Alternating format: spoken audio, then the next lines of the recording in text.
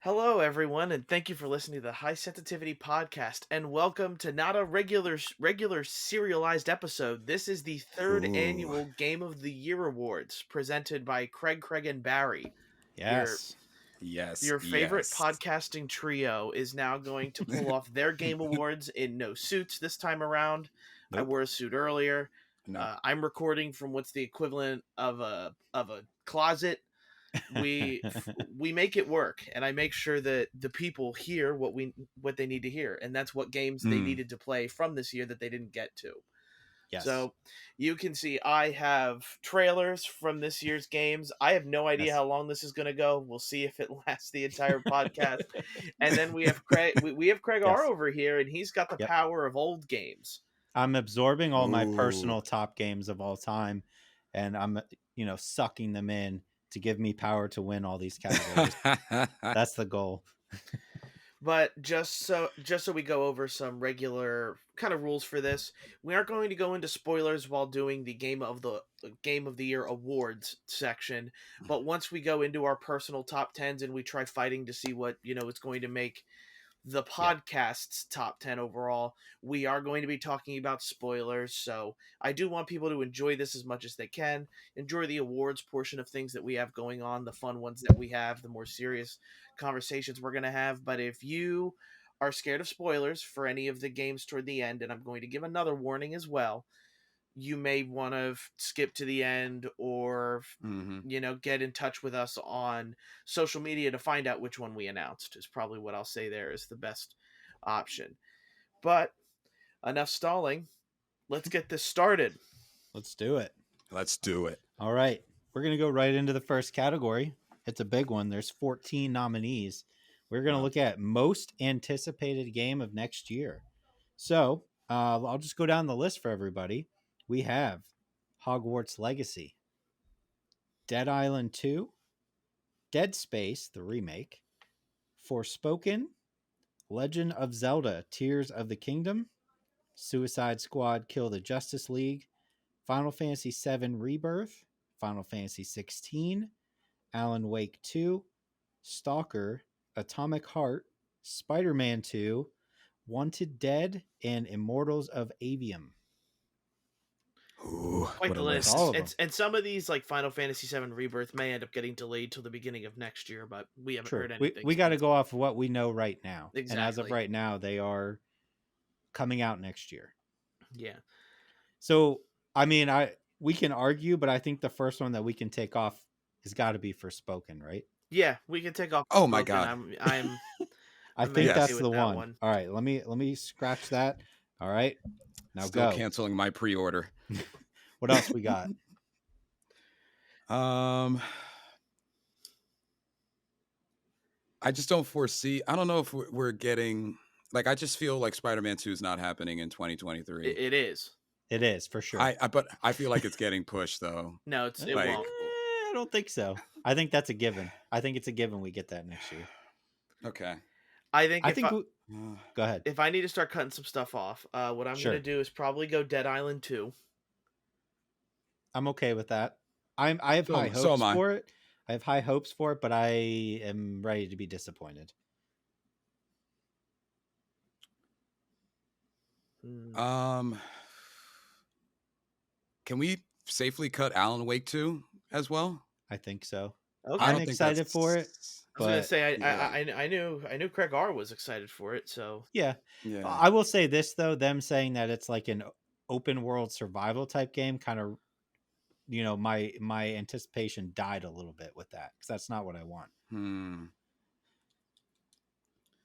My next one I want to put for is Wanted Dead, and I keep Listen, wanting Barry, to did you put watch Or that Alive. trailer? Yes, I did. I saw You it. watched the Yes. Wanted Dead trailer? Yes, That looks phenomenal. It does. It does. It's the right kind of weird. It's like a Bayonetta weird. Yeah, and I've like Bayonetta, so I'm again. So I'm just trying to think of other ones. Maybe Stalker. I'm alright with Stalker falling off. Yeah. Yep. Also, shout out to just found out one of the developers. I think that released this week. He died in the war. Yeah. But We don't want to get too somber on there, but just shout out to him and his family and the whole development team, because that's definitely a promising game that we hope we see soon. Sure. Look, Can we my get thing rid of- here is I feel like we need to kick off a Final Fantasy. Okay. And I'm pretty positive Rebirth isn't going to make it to this year. I'm excited for that Okay. game, but I don't too. think Rebirth will make it to. I don't think Square Enix is going to release 2 huge Final Fantasy VII games or Final Fantasy games, Right. but in the same year. I will say this. My thing is if that comes out this coming year, like that has the potential to be game of the year for me. Absolutely. Oh yeah. So Absolutely. like anticipation is extremely high for that game. Whereas I don't think Final Fantasy 16 would be game of the year. See, I'll and tell you what, I though. think 16 could be. Yeah. Yeah, so like I was impressed, Barry. I'm kind of where you're at. I was impressed by the recent footage that they just dropped on it. If they somehow get both of them out this year, they could have the year that Pokemon wanted this year Yeah. in terms of like, I mean, yes, Pokemon did release like 2 major ones this year, but they could have like without bugs the year that Pokemon wanted to have this year. You What- know, Yeah. Well, how do you guys feel about Suicide Squad? Because we really haven't seen too much other than trailers. Is my thing. Right. So I want it to be good, but I think we can cut it. yeah, I think we can cut it. There's a bunch Okay. on here I'm more anticipating than that. I also say we could cut Legend of Zelda, but that's just me. see. We can't take away Legend of Zelda because No, it's not most yet. anticipated. Like that's Yeah. Zelda there. For you, not for me. That's We it can get has rid to. of we can get rid of Go ahead. Immortals of Yeah. Avium too Yeah. because we haven't seen Okay, yeah. anything on that game yet. All right. Do we So we really got need 8 do, left. do we really need to cut any more? Maybe we No. can just kind of figure out now what it's going Yeah, to be. that's fine. Because I So think we yeah. have all right. So we got Hogwarts Legacy, Dead Space, Legend of Zelda, Final Fantasy VII Rebirth, Final Fantasy 16, Atomic Heart, Spider-Man 2, and Wanted Dead. see, and I really do think for me like 1 and 2 are Hogwarts Legacy and Spider-Man 2. Now that we have confirmed that it's out or it's coming out this fall. I am excited for Hogwarts. Dead Space is a big one, but it's a remake. Exactly. That's Yeah. I think my personal 1 and 2 would be, assuming they all come out, would be Hogwarts and Final Fantasy 7. I think my 2. I'm gonna stick to Tears, man. Okay. I think Tears of the my Kingdom? 1 and 2 are Tears and Spider-Man 2. okay.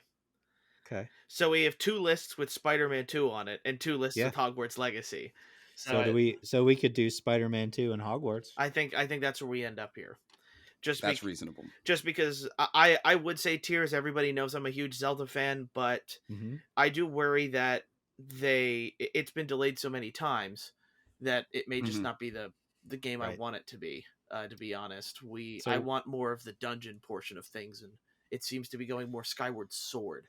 If I had to make a So, but between those two, Hogwarts and Spider-Man, I feel like Spider-Man is more of a lock to absolutely be a good game, whereas Hogwarts has the potential to not be a good game. correct. Hmm. That's true. Right? I mean, I Yes. want Hogwarts to be great, and everything I've seen so far, I'm like, that looks great. But I think Spider-Man is like, that game's going to be great. There's no way it's 100%. not. Yeah, I Right. still There's no I way. still put Hogwarts as number 1 because I'm Yeah. also taking like the general consensus into it for like people Yeah. in that like many people are excited for Hogwarts Legacy. So Okay. and it definitely is the more of, I want to say, volatile of the 2 games, where Mhm. Spider-Man, what we're getting out of a Spider-Man game. We've seen most of the Spider-Man stuff. I just think the storytelling will be really good in this one. Hogwarts Mhm. is the most, I guess, nuclear, radioactive, however you want to put it, that touch this thing and it could be great or could be really bad. Yeah. Could be really bad. I mean, I'm fine with that if we want to do Hogwarts. All and right. Spider-Man at 2. All right. Lock it in. Our first Lock it award's in. been handed out. Yep. Most Yes. anticipated, Hogwarts Legacy, with a runner-up to Spider-Man 2. 2. All right, next category. We're rolling. All right. We're on game I wish I played this year. We have 9 people or Mhm. 9 games in this category here. We have Sifu, Tiny Tina's Wonderland, Temtem, Immortality, Saints Row, Choo Choo Charles. I just love that it's on there. Neon White, The Mortuary Assistant, and Resident Evil 8 DLC. So This is tough because some of the ones that you guys put on here that I played, I'm like, oh, those games were awful. well, Not yeah, awful, that's but the they thing. So like, sucked. I'm Yeah. taking Wonderlands out. I am. Yeah, that game was bad. Yeah, I'm taking Wonderlands out. Was it? I never played it. It was bad. I would also float out there that Sifu's bad as well. Yeah, Is it? I'm okay Oh, with I'm that's okay with disappointing. taking Like it. off Sifu. Temtem wasn't good either. I'm taking off. See, like I like this. This is easy. Because Temtem Yeah. was not good. definitely, I know my answer. Definitely Immortality. Definitely that Yes. one. Mhm. Because like for Yeah. me, where we're at I know- now is Mhm. I would take off Choo Choo Charles as well. I don't even know what that is. It's essentially Thomas the Tank Engine, a game if he was like a devil. Oh or yeah, demon where type he's of thing. chasing after you. Yeah. Okay, I do know what that game is. Okay, I It's fun really to watch. I really wanted to play Neon White. I just haven't played it yet. Mm. So that one, and obviously we were all hyped for the Resident Evil 8 DLC, and none of us played it. Exactly. Yeah. So And I feel like that's the winner, right? yeah, that Yeah. is the winner in my eyes. Like it's RE8 DLC and Immortality because after Craig Art Yep. here hyped it up to me, like that's where I'm at for sure. Yeah, Mm.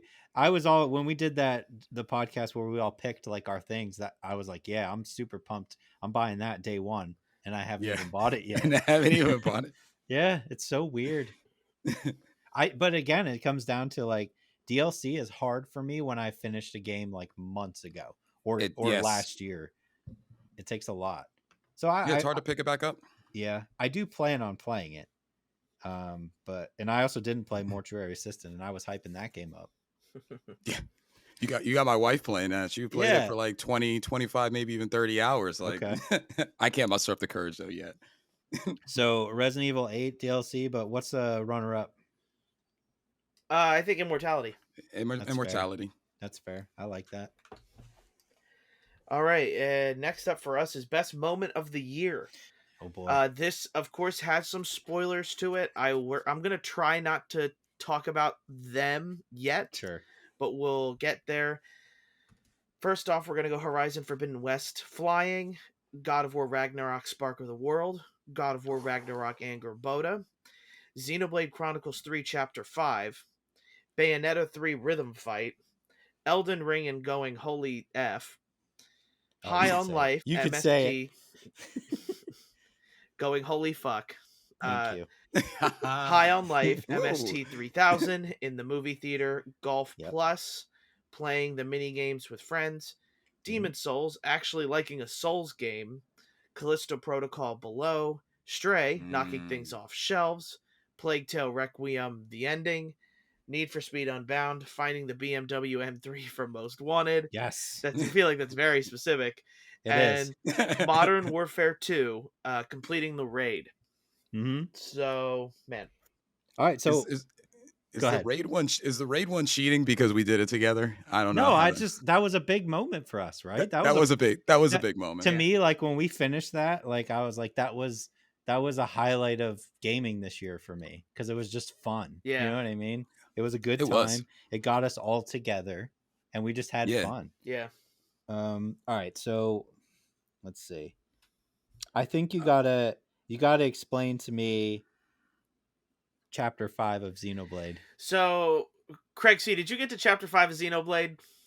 It's been so long, I honestly don't remember. You'd remember. Whoa, wait. Oh, wait. You'd remember. Is it Okay. when? Oh, is it when they kind of open up a specific character that you thought that you saw in flashbacks, and then all of a sudden you were like, "Oh my They god!" all get, this particular chapter, they all get thrown in a cell. Like, they get put in jail. No, Okay. I didn't get that. I People didn't get die. For the most part with chapter 5, it's just a matter of, I think a lot of it is really good storytelling where you're led to not really know much about the world, and then these bad guys that you're facing, turns out you are connected to them in some fashion, and that's what I'm trying not to spoil here. And Sure. the bad guys capture you, your people end up dying in your party. The bad guys end up joining your party in a really twisted way in this chapter. at the end of it, like, and so also somebody confesses their love, and I'm just a sucker for it. So, um, it, I don't know, like for I me, it mean, we was can leave it on there. That I yeah, was just curious. yeah. No, I was just I'm curious what trying it not to was. spoil it Yeah. until we get Sure. to the top 10 portion of things Okay. because Xenoblade isn't my personal top 10, and it's solely because of this chapter. Okay. It is that good. Okay. Can I think like I put the Stray one on here, but I think we can get rid of that. Yeah, you can get rid of Stray. Yeah. Yeah. I feel like I have to explain the Need for Speed thing because Go ahead. you were laughing when you read that. So here's the deal. I think like we all get excited when cameos happen in movies, right? Yeah, yeah. Oh yeah. Okay. Right. So for me, Need for Speed in general, right? Like you start playing that game and some of the first races, you're like, this is the same area from Need for Speed Underground. And that's like a cameo almost. You're like, I remember racing through this specific area 25 years ago, right? So there's a moment, and just I was getting near the end of the game, and when you're playing the game, when you're out driving, you'll get these phone calls, and it'll be like, "Hey, I need you to go pick up this car." And when you go pick up the car, like you get chased by the cops or whatever, but you do a lot of them, and you get money for them. But I was at the point where I was like, I did every single one, and I was like, it popped up while I was trying to go to a race, and I was like, man, I don't really want to do it. You know what I mean? But I was like, you know what? I've done them all. Let me do it. And I get there, and you have to pull up next to the car to start the event. So I pull up next to the car, and I was like, that looks like the BMW from Most Wanted. And I was like, there's no way. So you start the event, you get in the car, you're driving away from the cops, and as you're doing it, the person on the phone, like, you're talking with the character, and they're like, who's this car for? What is this? And they're like, oh, this dude, he just got out of jail. He's been in jail for 15 years. He really just wants his car back. And I was like, holy shit. You know what I mean? Like for me, it's just like, it's a throwback to Need for Speed Most Wanted, which I love. Need for Speed Most Wanted. Yeah. Such a classic game. And for them to put it in there, and they have all these hints that you're like, because you look at it and you're like, that looks like the same car, but then they're literally like, yeah, no, it's the same car, the same character from Most Wanted. I just thought it was a cool, like, it's a cool cameo that you get. Like, I love cameos in Marvel movies. This is a cameo in a game. I was like, Yeah. you know what I mean? It's service for people who have played Need for Speed games in the past. It doesn't have to win. I thought it was cool, you know? Oh, I'm glad. No, I'm glad it's in based off of that explanation. It Yeah. deserves to be in there. Mm-hmm. And also, I have to say, I did not. Some of the hardest laughing I did this year was Barry and I playing Golf Plus. Yeah. Nice. Like that was just the most fun doing the driving range and the cornhole. And it's so stupid when you try to explain it, but like, did not laugh harder at very many things this year than that. That was insane. Yeah. I like already know my 1 and 2. I Okay. just can't put them in order. I don't think one of them either of you are going to choose, Okay. but like we can talk about it. Sure. It's below. It's Listo? yeah. Mm-hmm. So you warned us both. We Right. made a decision as a gaming group to all finish this game, and Right. specifically when we didn't have it finished, Barry and I had to try to catch up within that week, which is the perfect game for that. And you told us, Craig, you warned Yeah. us about a specific chapter. And I don't know if that was part of the ambiance or the creation of ambiance, but I knew, I mean, besides the fact that they label every chapter on the screen when you get to it, Mm-hmm. but I knew why. And that I have not felt a complete immersiveness in a specific portion of a game than I did specifically in that section, because we all know they did a good job with the sights and the sounds and everything like that, and ideally that game for anybody at home should be playing that with a headset on so that you can really get fully immersed.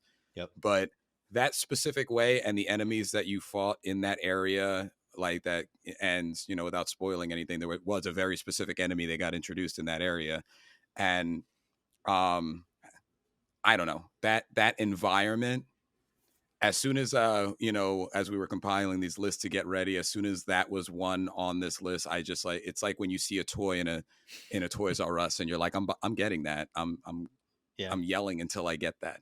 So I could always be like in these instances, we can always be talked out of something. Sure. But I just had to express how much I appreciate that moment specifically being on this list. Sorry. Okay.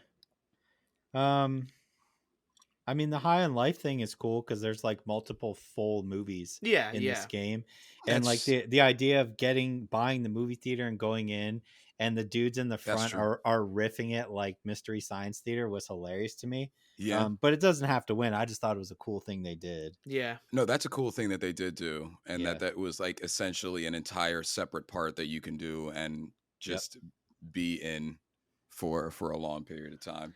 And like Uh, I put Bayonetta Rhythm Fight on there. I don't think any of you guys would probably pick that one as like a major one. Sure. Just for me, it was a really fun moment for Bayonetta. I Okay. always enjoy when Bayonetta starts exploring the other game styles that it can do, Mhm. and it's a really simple, really simple rhythm game. But it's just fun and like bombastic, which is why I liked that. I liked it, but it's definitely not in my top two. Hence why I just took it off. And also, we can drop. I'm gonna drop Demon Souls. I just thought it was relevant that I actually beat a Demon Yeah. Souls game Yeah. this year. Mm. But that game's old. I just I felt like I had to put that in there because it was an important moment. Flying and Horizon, does that stay? For me, I'm not sure how you guys felt about it, but like that was pretty big for me. I feel at like they least. gave it to you too late. I do admit that they gave it to That's you too late, arguable. but isn't that what makes it Mhm. like a big moment for it as well? Is that I just felt like I was you f- already done at that point. yeah. It's like it's like when you get an airship in in like the older Final Yeah. Fantasies, you're like, oh come on. Yeah, like I did all this trekking through, and this would have been nice 10 hours ago when I was trying Yeah. to tie up some of this side stuff. Exactly. Yeah. What about these God of War ones? So, and I guess I was the one that put these on here, so I'll Yeah. put both of them.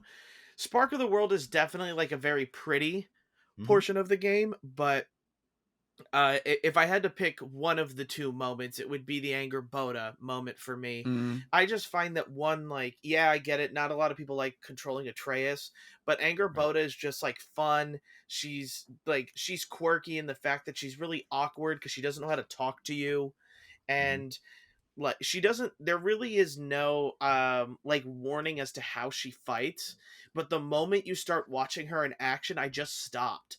Like I stopped moving Atreus to see what Anger Boda was doing, and I would wait specifically for moments where I got like the eagle, special thing where it would just start splashing purple paint everywhere.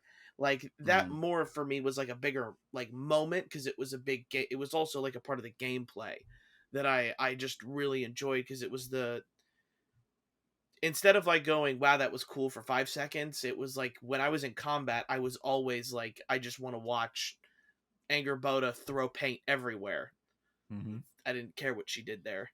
So This is a tough one. yeah.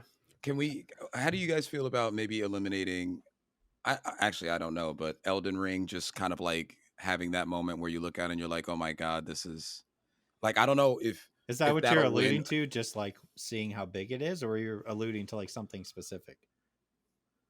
Like, is there an event that you were talking about?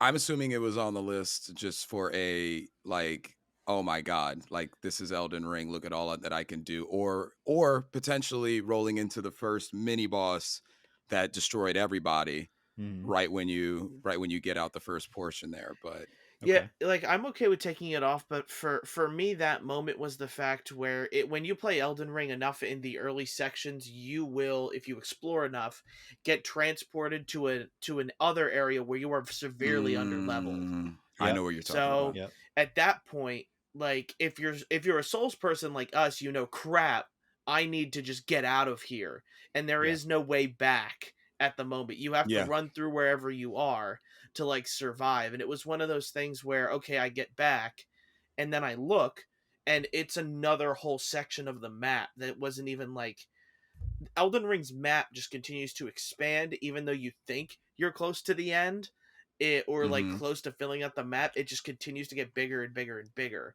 which is like it's kind of like more or less that game's moment is continuing to find yourself. Like Yeah. I love I that haven't it's even playing behind touched. you right Yeah, I now. haven't even I touched know. it yet. It's I so love funny that. that it's playing behind you right now as you were talking about it. Yeah, so It's perfect.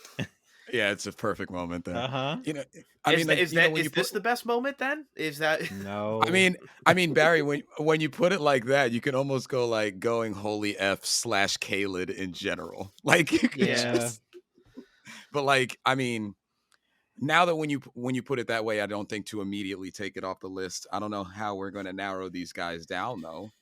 All right. so give me your top 2, both of you. and well, one thing that I just want to get into is the Plague Tale Requiem. The ending is definitely more shock value Right. than I think anything else. Like, I'm not going to put that on there in the end, but Mhm. definitely like kind of the steps that game took for their ending. Like, I commend them for sticking to it.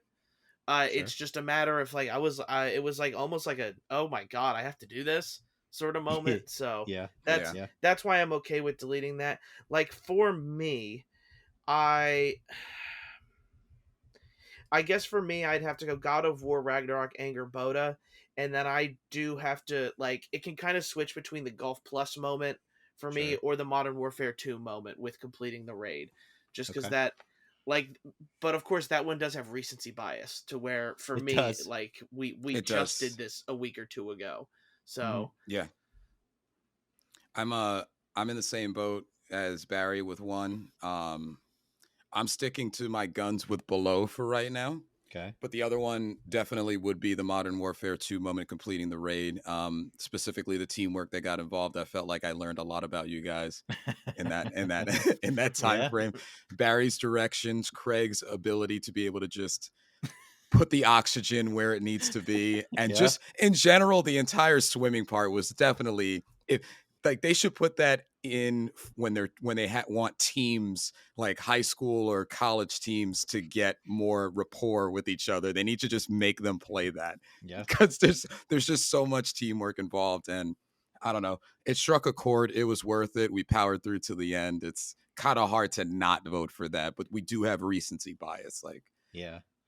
I think I would probably go Callisto and Golf Plus. okay. Because like the Callisto thing was like playing through that section was great to me, and then the Golf Plus was just like there's not too many times, like we play so many games, there's not too many times where I'm just like I am just having the most fun right now, like Yeah. just an insane amount of fun.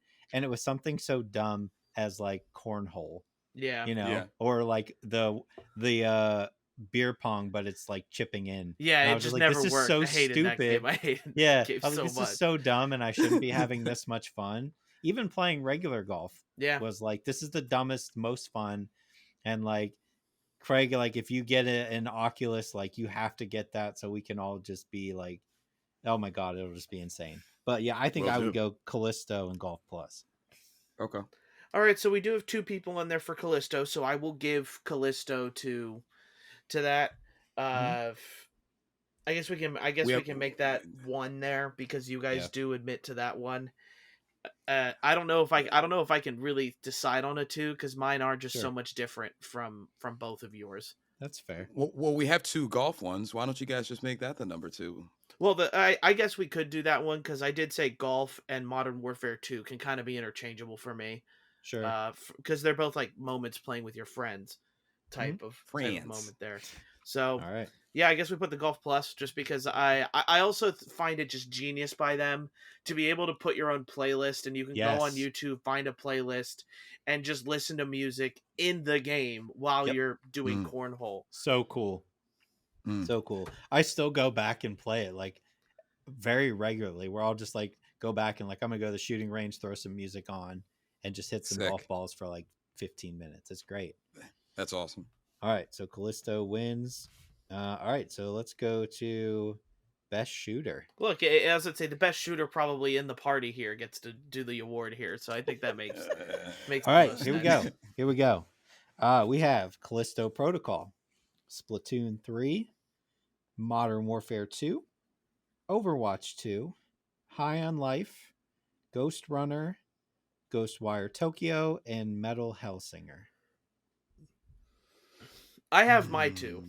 I know what my two are. I think right away, I think I would take out High on Life and Callisto Protocol because they have issues with the shooting. I'm fine with that. Yeah. Right? Like in general. I'm fine with that. Man. I mean, I know Barry's. I have over 4 days of playtime in Modern Warfare 2. Yeah, Modern Warfare 2, Yeah. I have to put, Modern Warfare 2 is probably one on my list. That's one of mine. Yeah. Mm-hmm. Is Splatoon the other one, Barry? So, I'm going to say no. I'm going to say no in this particular case. I'm going to say Ghost Runner for number 2 Which is for me. phenomenal. Yeah, like Ghost Runner 2, the amount of, like, I guess the finesse. It's parkour. Yeah, like it's parkour and it's finesse. Like you have to be quick, you have to be, and I want to say it's not so much shooting as it is slashing, which I guess is probably, a cheat in that regard. Yeah, it's a sword. But you do get guns though. Yeah. I just know for the most part, like when you're playing Ghost Runner, it's a lot of like slash, get back up in the air and all that kind of thing. For me, it's Modern Warfare 2 and Ghost Runner. Like that. Okay. That is my definitive.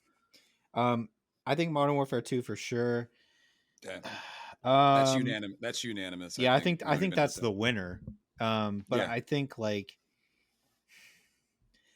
would almost have to go Metal Hellsinger for me, just because they took what Doom did, which was like pump up the music when you're in a fight, but then turn it on its head where it's now a rhythm game where you have to shoot on the beat of the music, and the better you do, when your multiplier goes up, when you get to max multiplier, then the song will put in the lyrics of the song, which I think is a cool touch. And Barry and I's love for rhythm games. Yep. So anything rhythm, that would be my number 2. I would say Metal. I'm going to say Metal Hellsinger too because of how unique that is. Who's doing that? Yeah. Yeah. No, yeah, I'm okay with Metal Hellsinger being 2. Yeah. Okay. Let's do it. Modern Warfare 2 wins that, and Metal Hellsinger. Oh, we're going to Barry's favorite one right here. You sure you don't want to switch announcements? No, because the next one's definitely mine. Yeah, it is. Yeah, it is. Oh my God, it is. All right, we're on best strategy game, y'all. Best strategic game. Okay. Triangle strategy. Mario plus Rabbids, or Mario and Rabbids Spark of Hope.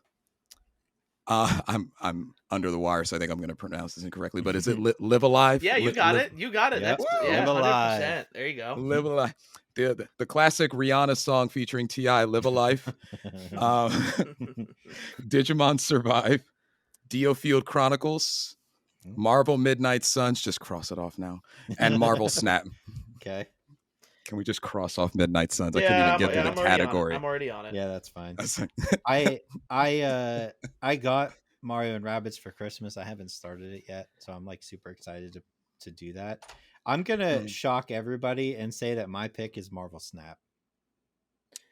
Marvel Snap. Because I put it on. I downloaded it on my phone like a month ago, and I cannot stop playing that game. Okay. It's amazing. It's so good. it's honestly what Midnight Suns was trying to do with their battle system in a way, but it's just you take away all the getting to know people, and like I hope Iron Man is my friend before this next battle thing. But I know your love for Mario and Rabbids, so I would understand that too. So yeah, like if as the resident strategist of the podcast, for me the top 2 are Mario and Mario plus Rabbids Spark of Hope and Triangle Strategy. I don't like, for me, Marvel Snap is there, but I also haven't played it, so that is where it kind of gets me into where I haven't played that Marvel Snap game. I don't know how to judge that one without playing it. Sure. Here's my question: how many watchers and listeners would we lose if Triangle Strategy did not end up in best strategy, in one or two of best strategy? See, please forgive us if it does. The thing is, though, is I actually think Mario and Rabbids is number 1 here. Mario and Rabbids is, and people, I've heard a lot of discourse on the internet about whether or not 1 or 2, like 1 is actually better than 2, but I just love what 2 does. It streamlines it a bit more, makes it a little bit more, I think, approachable for new people to try it. And it's not just a tile-based one like what we're used to with strategy. It's more of like a free roam, and all of the movement of options you get, the options of movement that you get, I think it's something really different, and I really find myself enjoying that game. For me, like Mario plus Rabbids is number one, and I think we're okay with that. I think Mhm. it's Triangle Strategy or Marvel Snap that we need to Okay. figure out. And I can't deny the popularity that Marvel Snap has Yeah. acquired.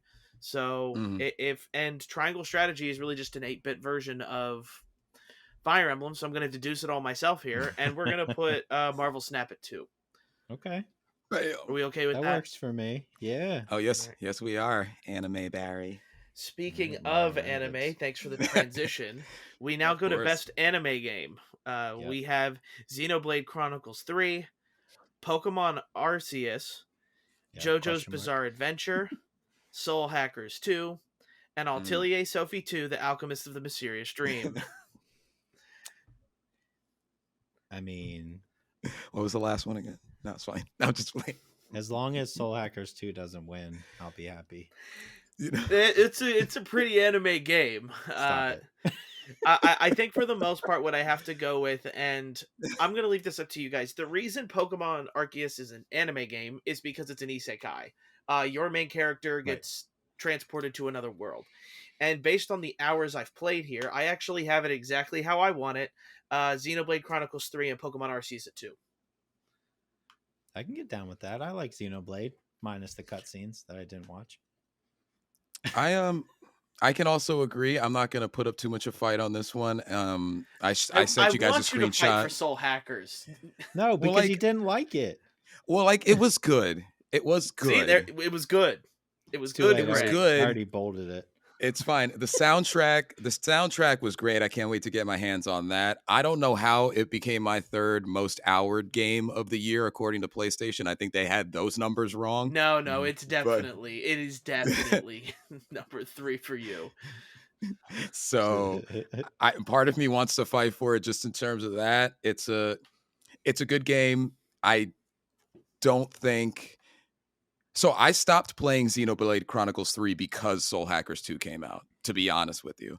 And I think that unfortunately, because I put the rest of my August and September into Soul Hackers 2, that I missed that transitional opportunity before everything came out in October to Mhm. finish Xenoblade Chronicles 3. And for that alone, I don't want to vote for Soul Hackers 2. I'll Okay, stick with easy what enough. Barry says. Yeah. Get Soul Hackers out of here. Garbage.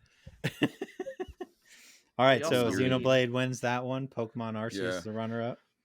Okay. We're flying now. This is awesome. All right. This one's hard. Yeah, this is gonna be a tough one. Best indie game. We have Stray, Trek to Yomi, Vampire Survivors, Trombone Hero. Is that the name or did I get that wrong? No, you got it. No, Okay. that's it. Metal Hellsinger, Tunic, Immortality, and Cult of the Lamb. Oh, guys. So I like all these games. I know. This That's is a the hard issue. one. Did you guys Oh, play man. Trek to Yomi? I did not, but I do know of it. Oh, that I've watched actually, it. I didn't play that one. It's great. I mean, to me, it's like Ghost of Tsushima if it was side scroller. Yeah. Okay. I guess kind of like Ninja Gaiden then. But I thought the story was good. The one that kind of sticks out for me, and I'm just gonna throw this out there, is I know we love Trombone Hero, but does that hold up against the other ones? For me, like, and these are probably because of the two I've put the most like time into. It's like Vampire Survivors and Trombone Hero. Man, okay. I Va- like Trombone Hero. Yeah, Vampire Survivors is also just so much fun. I'm still So playing good. that. Yep, so good. Here's my question to the both of you. Did either of you end up playing Cult of the Lamb? Nope. No. I That's think you gonna would be a think tough differently. one. Yeah, That's- that's fair. There's a reason why there was a cult of people playing that Cult of It's the true. Lamb game. Yeah, I it was see what you it did was there. pretty good. Thanks, man. Man. I don't want to take out. So like Immortality is the game that I wish I like the game really I wish I played like Mhm. wholeheartedly, but I also don't want to discount Tunic either. Tunic's I mean, Yeah. but Tunic was good. I like how none of us talking about Stray. No, I know. to me, that's out of all the ones on here, it's the weakest. and not in a bad way. Just like when I compare all of them, to me, that's the bottom. And I have Hmm. and just by default, Call to the Lamb because I didn't play it. Like I can't say anything about it. Man, See, like the thing is for me is I love Trombone Hero, but it is also just very, very, I guess, simple is what I want to call it. is it though? Yeah, With all the other stuff that goes on that you unlock, I know it's all the stuff that you unlock as well, and a right? part of me like still wants to have Trombone Hero, but I can just like I'm starting to second guess myself because I know Cult of the Lamb was as popular as it was. Right. Like for me, Vampire Survivors is not moving, but No. Trombone Hero or Cult of the Lamb, like that's where I'm at because I know Craig loved that game and I know a lot of other people did as well. Right. It had a little bit of everything. You had some roguelike, you had essentially you were building a cult from scratch. There were cute little lambs. They made funny noises when they died, and it was great. But anyway, I uh, why don't we just take off Stray just to go against the grain? sure. Why Sure. don't we just say, Mom, I'm not eating those vegetables. That's what we should say. um here's my thing, Barry. Here's my argument for you for Trombone Hero. Okay. Is I bought that game because I saw like the reviews and I was like, oh, that sounds like fun and like how hilarious it was. But I'm such a sucker for games like last year, like Inscription, Yeah, where you start playing a game Mm, and then you realize that there's something else besides just that game going on. And for me, it was the same thing with Trombone Hero because I bought it and I didn't know about anything except it was play trombone to these songs that are like free to the public songs. And I was like, oh, that's cool. I'll buy that for 15. But then you start realizing that like, oh, what's this thing down here? And then you start clicking on things and stuff starts popping up. And it was the same thing with Inscription. I'm like, oh, there's something going on here. This is weird. You know what I mean? It starts to realize like, what is this game? To me, I'm just like, man, I love when games do that. It's so cool. yeah. Just to kind of mess with you a little bit. And there's like the little things that like you click on it and then it just pops up and like scares the crap out of you. Oh man, yeah. I love it. I think I would go. My personal opinion is Immortality and Trombone Hero because it's just something different, and I like different. And I'm Trombone Hero and Vampire Survivors. So, Okay, Gracie, where are you at? I am.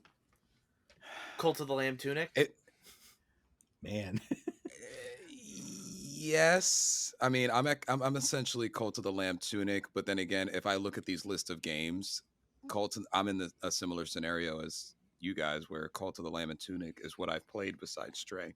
I haven't played Okay, Trombone Hero. I am highly appreciative of what Immortality brings to the table. I'm probably the biggest fan of the biggest fan who didn't play the game. sure. So I like its uniqueness.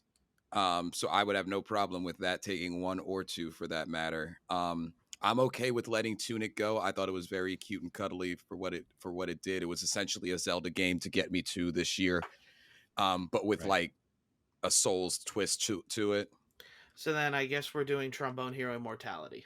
Yeah, I'm but I'm okay with that. Vampire Survivors was good too. But no, that's the thing. Like, who do we move? Like that. Right. Like that's my issue here. Is I'm also okay with putting Cult of the Lamb at 2. Oh, you rang. I'm just trying to be We're not like going fair anywhere. because Cult of the Lamb has such a big following, but So man, Trombone Hero, Cult of the Lamb. I mean that's fine. I'm the only champion for Immortality, so I get it. Yeah, but And this Immortality is the game that Craig and I both wish we played. okay, so we go That Immortality. I say we do that. I just want to see the text from you guys when you actually play Cult of the Lamb and say that. Sure. It's like, oh, this is so good. Yeah. Like, I mean, it's on my that's list of all. things. That's all I want. It's on my list of things to play in the downtime in January. So I do have plans. All right, so what's number 1 then? Trombone Hero. Trombone Hero Trombone and Hero. then Immortality. All right. All right, good job, Trombone Hero. That's hilarious to me that one out of everything. Out of everything in there, Trombone Hero. All right. Wow. All right, is it me Yep. up there? Yeah, We're it's going you. best collector's edition. We have the God of the War Ragnarok collector's edition, Horizon Forbidden West, Elden Ring, Dying Light 2, Gotham Knights, and A Plague Tale Requiem's collector's editions. What are our 1 and 2s, guys? So my thing here is I do love Horizon Forbidden West, but we can take it off because it Okay. doesn't include the physical disc. True. I think I'm just gonna throw out there my winner is Gotham Knights because it's a statue of all of them. I do think Gotham Yeah. Knights was pretty good. It's cool. I was upset And then that I didn't I get think the... Elden Ring is number 2. Yes. Elden Yes. Ring. Or It Elden Ring yes. is number 1 and we make Gotham Yeah. Knights number 2. I'm okay with that too because the Elden Ring one was very cool. Yeah. Yeah, it had the Millennia statue. And who knew Mhm. Millennia would be like such a we didn't know at the Right. time, like, okay, Yeah. why is she so important? And it turns out she's the hardest boss of the game. Yeah. Right. All right. So So- Elden Ring. Yeah. Yeah. Well, that was easy. Yeah. Okay. that was surprisingly easy. See, I think I the didn't. thing I didn't expect that one to take very long. Yeah, I think the Yeah. thing for the most part is we're all kind of agreeance is that not including the physical disc in a collector's edition game is really stupid. Yes. Yes. To the point where I bought it twice, Forbidden West, so I could have a physical disc. Yeah. Yeah. We're Okay. waste of my time. So Gotham Knights 2, Yes. Elden Ring 1, Gotham Knights 2. Yeah. All right. Oh, this is a good one. Worst game of the year. Yes. Madden 22, Yup. Pokemon Scarlet and Violet, Hmm. Tom Clancy's Rainbow Six Extraction, Yeah. FIFA 22 Switch, Diablo Immortal, Yep. Star Wars Republic of the Old Knights for Switch, MX versus ATV Legends, and Valkyrie Elysium.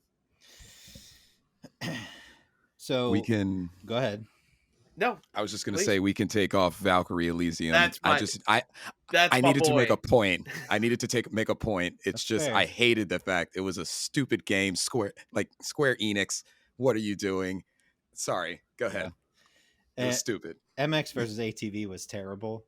I played it and it was terrible, but I'm sure there's probably some things there that, like, if you really like the MX versus ATV series, you would be like, oh, I enjoyed it. However, Star Wars Knights of the Old Republic on Switch, when it came out before patch, you could not beat the game at all. It would crash. And FIFA 22 on Switch has been terrible for how many years now? Yes, because it's a Legacy Oh, yeah. Edition game. I Right. see. It's funny for me because like the worst games on this list for me are FIFA 22, Knights Yeah. of the Old Republic, or Diablo Immortal. Diablo Immortal's pretty bad too. So Yeah. just with the amount, and here's what I'm going to do. I'm going to take off FIFA 22 because I know we've given the award to FIFA 21 because We of have. the legacy. Yep. So I want to, and me personally, as I'm just deducting things around, I'm putting probably Diablo Immortal number 1, Knights of the Old Republic number 2. Hold up. I refuse to let Pokemon slide here because those games are absolute trash. And you can't tell me otherwise. I can. You can't tell me. You No, can't tell me, they're- Barry. They literally released in awful states. Yes, and I do understand that they released in awful states, but one, you Mhm. could still play the game. Two, it doesn't take $200,000 in order to do anything in, and I'm making specific arguments between Uh-huh. these guys. You could still beat Pokemon. You don't have to spend $200,000 in Diablo Immortal and have a really bad marketing campaign. Yep. But Pokemon Scarlet and Violet does the open world Pokemon like better than it ever did, and does a open world RPG better than Pokemon has ever done. Is it great? Is it a great first attempt? No, it's not. I just think that it has, out of all of these, it had the most expectation to be good, and they put out an inferior product. We could save it for biggest disappointment. Also, Craig, way to call out Barry because I'm pretty sure Barry did not mention the words Pokemon did not. Scarlet and Violet in his did not. entire argument. He was just going to gloss over it. And Madden, we expect to be bad every year. Yeah, Madden does Madden is Yeah. what it does. Yeah. But And I know, Barry, I know you liked somewhat Rainbow Six Extraction, right? yeah, I thought it was terrible. But it was an all right co-op game. Like I think the reason I was okay with Extraction was because it was co-op, and that I okay. could do a PvE type of thing where Mhm. Rainbow Six Siege is like, I am totally intimidated by that. I don't want to go anywhere near it. Extraction was kind of an approachable version of it for me. Is it a great game? Not by any means. So Okay, so if we go by what you were saying, then which is worse, a insanely cash grab mobile game, or a game that when it released you couldn't actually beat? I'm more Diablo Immortal. Okay, Well, and I guess because they're both I'm, bad. Like that's bad. I'm gonna say specifically because you can't beat the game. yeah, Like I started to think by about it more. design. Right. I think old Knights of the Old Republic. I'm gonna put that as number one. I agree with you that Diablo is terrible. Like it was just to make money and that's it. But yeah, I agree. I think having a game that you can't beat physically is a problem. Like Yeah. that's a problem. All right, I'm gonna mark it Knights of the Old Republic 1 and Diablo Immortal 2. If I can mark it. Oops. All right. To the next one. Yay. Fix that for me. I'm working on it. My fingers are too big. All right. I think. So we're on to, who is it? My turn? Yep. All right. Best VR game. I guess this goes between me and Barry, right? Here we go. Best VR game. Golf Plus, Supernatural, NFL Pro Era, Bone Labs, and Arcade Legend. Golf Plus is number one for me. I definitely Mhm. spent the most time amount in that. Like the thing is I don't want to really give it to NFL Pro Era, to be honest. Okay. I'm more for Bone Labs or Supernatural. What do you Like, have against NFL Pro Era? what do I have against it? Yeah. I think it's a fairly basic game. Okay. For the most But it's part. never been done before. No, it hasn't. But I do think the lack of being able to choose any other position other than quarterback Sure. is there. Not being able to play defense is also Mhm. something that's there. I think it's a step in the right direction for football and VR. Exactly. And that's where I'm Mhm. at, is it's a step in the right direction, especially when it comes to the licensing portion of things. But Sure. I think Supernatural and Bone Labs does more to stand out than what Sure. NFL Pro Era does. Like when I look at this list and like somebody who's like, if Craig, if you were like, I'm buying a Oculus, what game should I buy? I think I tell you first and foremost, you buy Golf Plus, you buy NFL Pro Era, and if you want to work out, you buy Supernatural. Gotcha. Those are like, you know what I mean? Like to get that experience. And I would also say games that we've already picked in the past, like Super Hot. Mm-hmm. But if I'm going off of what we played this year, NFL Pro Era has done so well that I have to give it props. I think Golf Plus is great. And like I've had a ton of fun this year with Supernatural. But that does have a monthly subscription. Yeah. So in my mind, okay. I mean, I get that they're constantly adding stuff, so it's not like you're paying for nothing. But having like the idea of having a workouts with a personal trainer who's, you know, it's recorded, but like is there right in front of you is cool. But I think Golf Plus, based on the amount of fun we had, is the winner. Yeah. All right, Golf Plus, and then I'm gonna give it to NFL Pro Era. It's so much fun. I'm okay with that. I am. Being All able right. to actually look around like the stadiums and stuff too is cool. All right. I'm gonna say, oh yeah, best sports game Okay. is up. We have Session, Need for Speed Unbound, WWE 2K22, Gran Turismo 7, NFL Pro Era, and FIFA 23. Now I did just add FIFA 23, Barry, and that's because of the World Cup stuff. Yeah. And that's Yeah. where I'm more or less like willing to kind of gloss over it for the Sure. most part. Like, don't get me wrong, the World Cup stuff is great. Yeah. But it's something where I do wish it was more involved. Like, I do wish they would continue to update it, but then after the World Cup is done, you really don't get anything afterward. Also, talking about soccer, rest in peace to Pele. Yes. Yeah. Died recently. The pretty much the original greatest of all time, I think a lot of people would say. So Oh yeah, definitely. R.I.P. But yeah, we can. Yeah, I mean, we can get rid of FIFA. I know, like we rag on FIFA every year, and I just like they did the World Cup mode right. Yeah. So I wanted to give it, you know, its props. We can get rid of NFL Pro Era. I just like the idea of something new. For me, Mhm.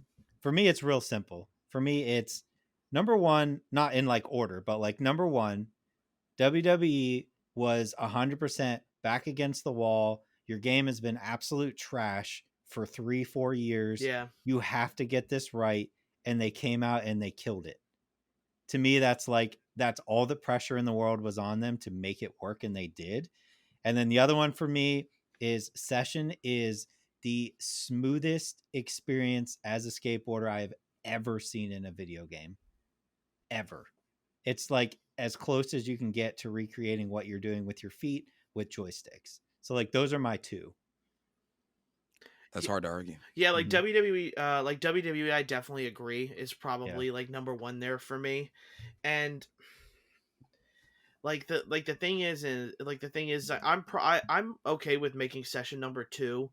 Mhm. For me, like I do understand what Gran Turismo 7 does, Yes. like mechanically, graphically looks incredible. Darn it, I didn't time it for that to be the next trailer behind me. You I know I didn't. do have that. Quick, cue up Gran Turismo. Right. Yeah.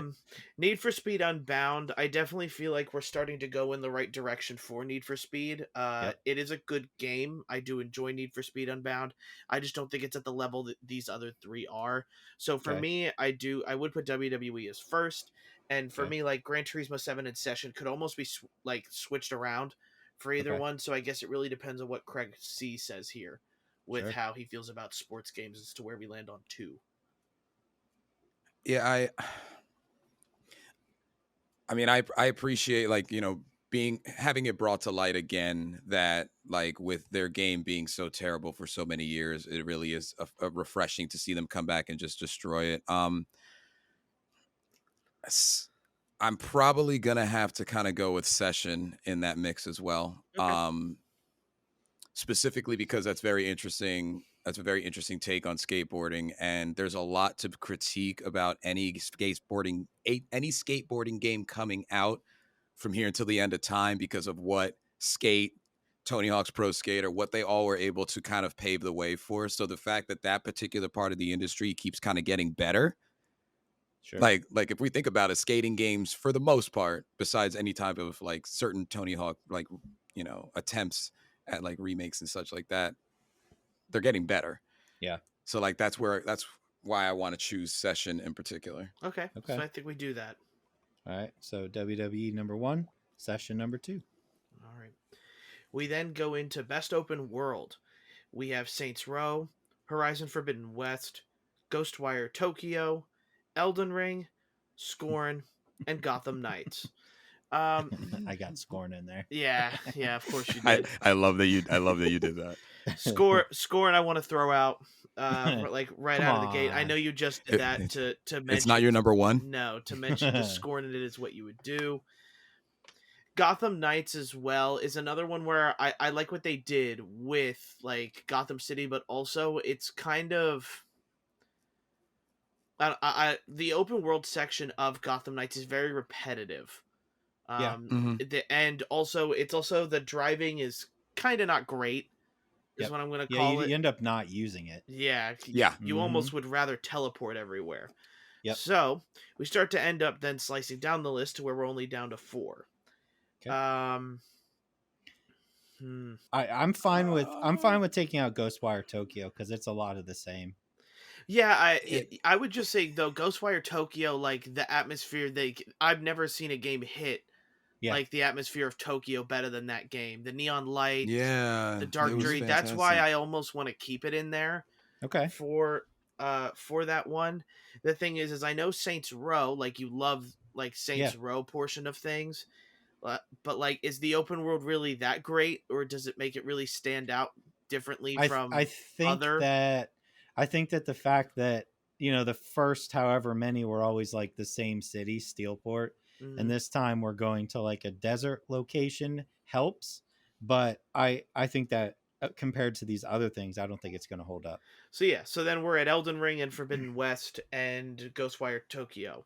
Okay. So this one's and before a living, breathing world is how we have to look at it. Yeah, right? and here's what I want to do. Before I go on like diving deep into the other two, like I want to let you talk because I know I'm already saying a lot.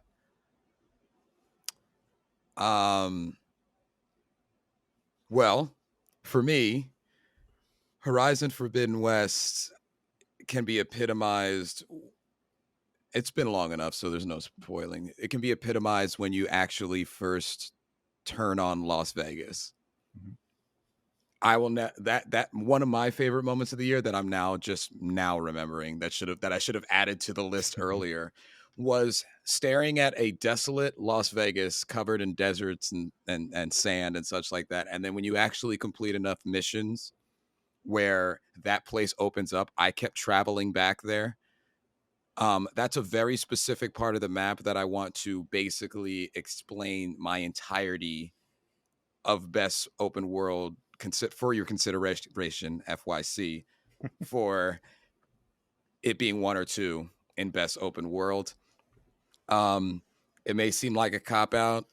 We haven't really talked about Elden Ring this entire ceremony, Sure. but I mean, you have these portions that are completely and utterly different from each other. Again, I joke about Caelid, but you know when you're in Caelid, and you could tell somebody else who played the game.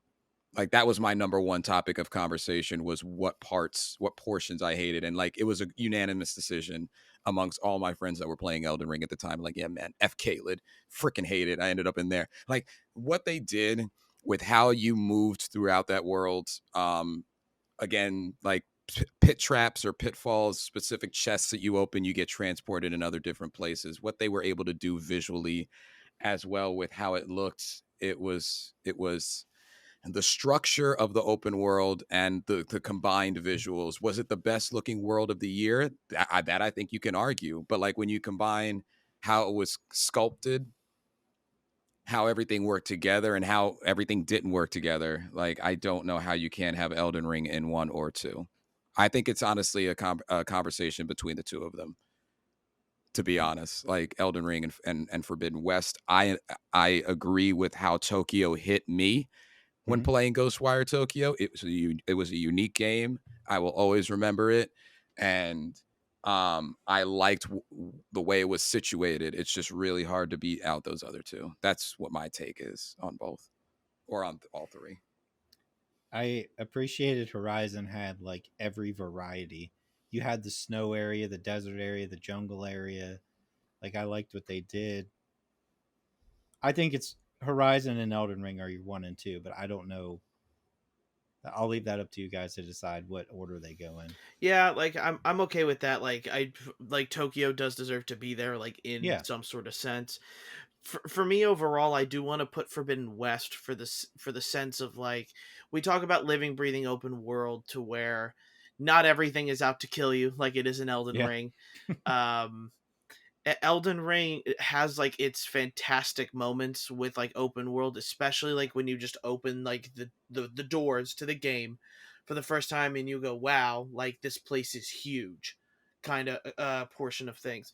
But I also think what gives Horizon Forbidden West the jump on it is the fact that it's more like you can climb, you can fly, you're kind of changing areas as much as you can, where in Elden Ring you're pretty much on a 2D plane. You're not really jumping anywhere because, to be fair, jumping or flying or anything has never been a big part of Elden Ring. It's more, or Sure. those types of games in general. So I do think for Forbidden West finally gets its first place here.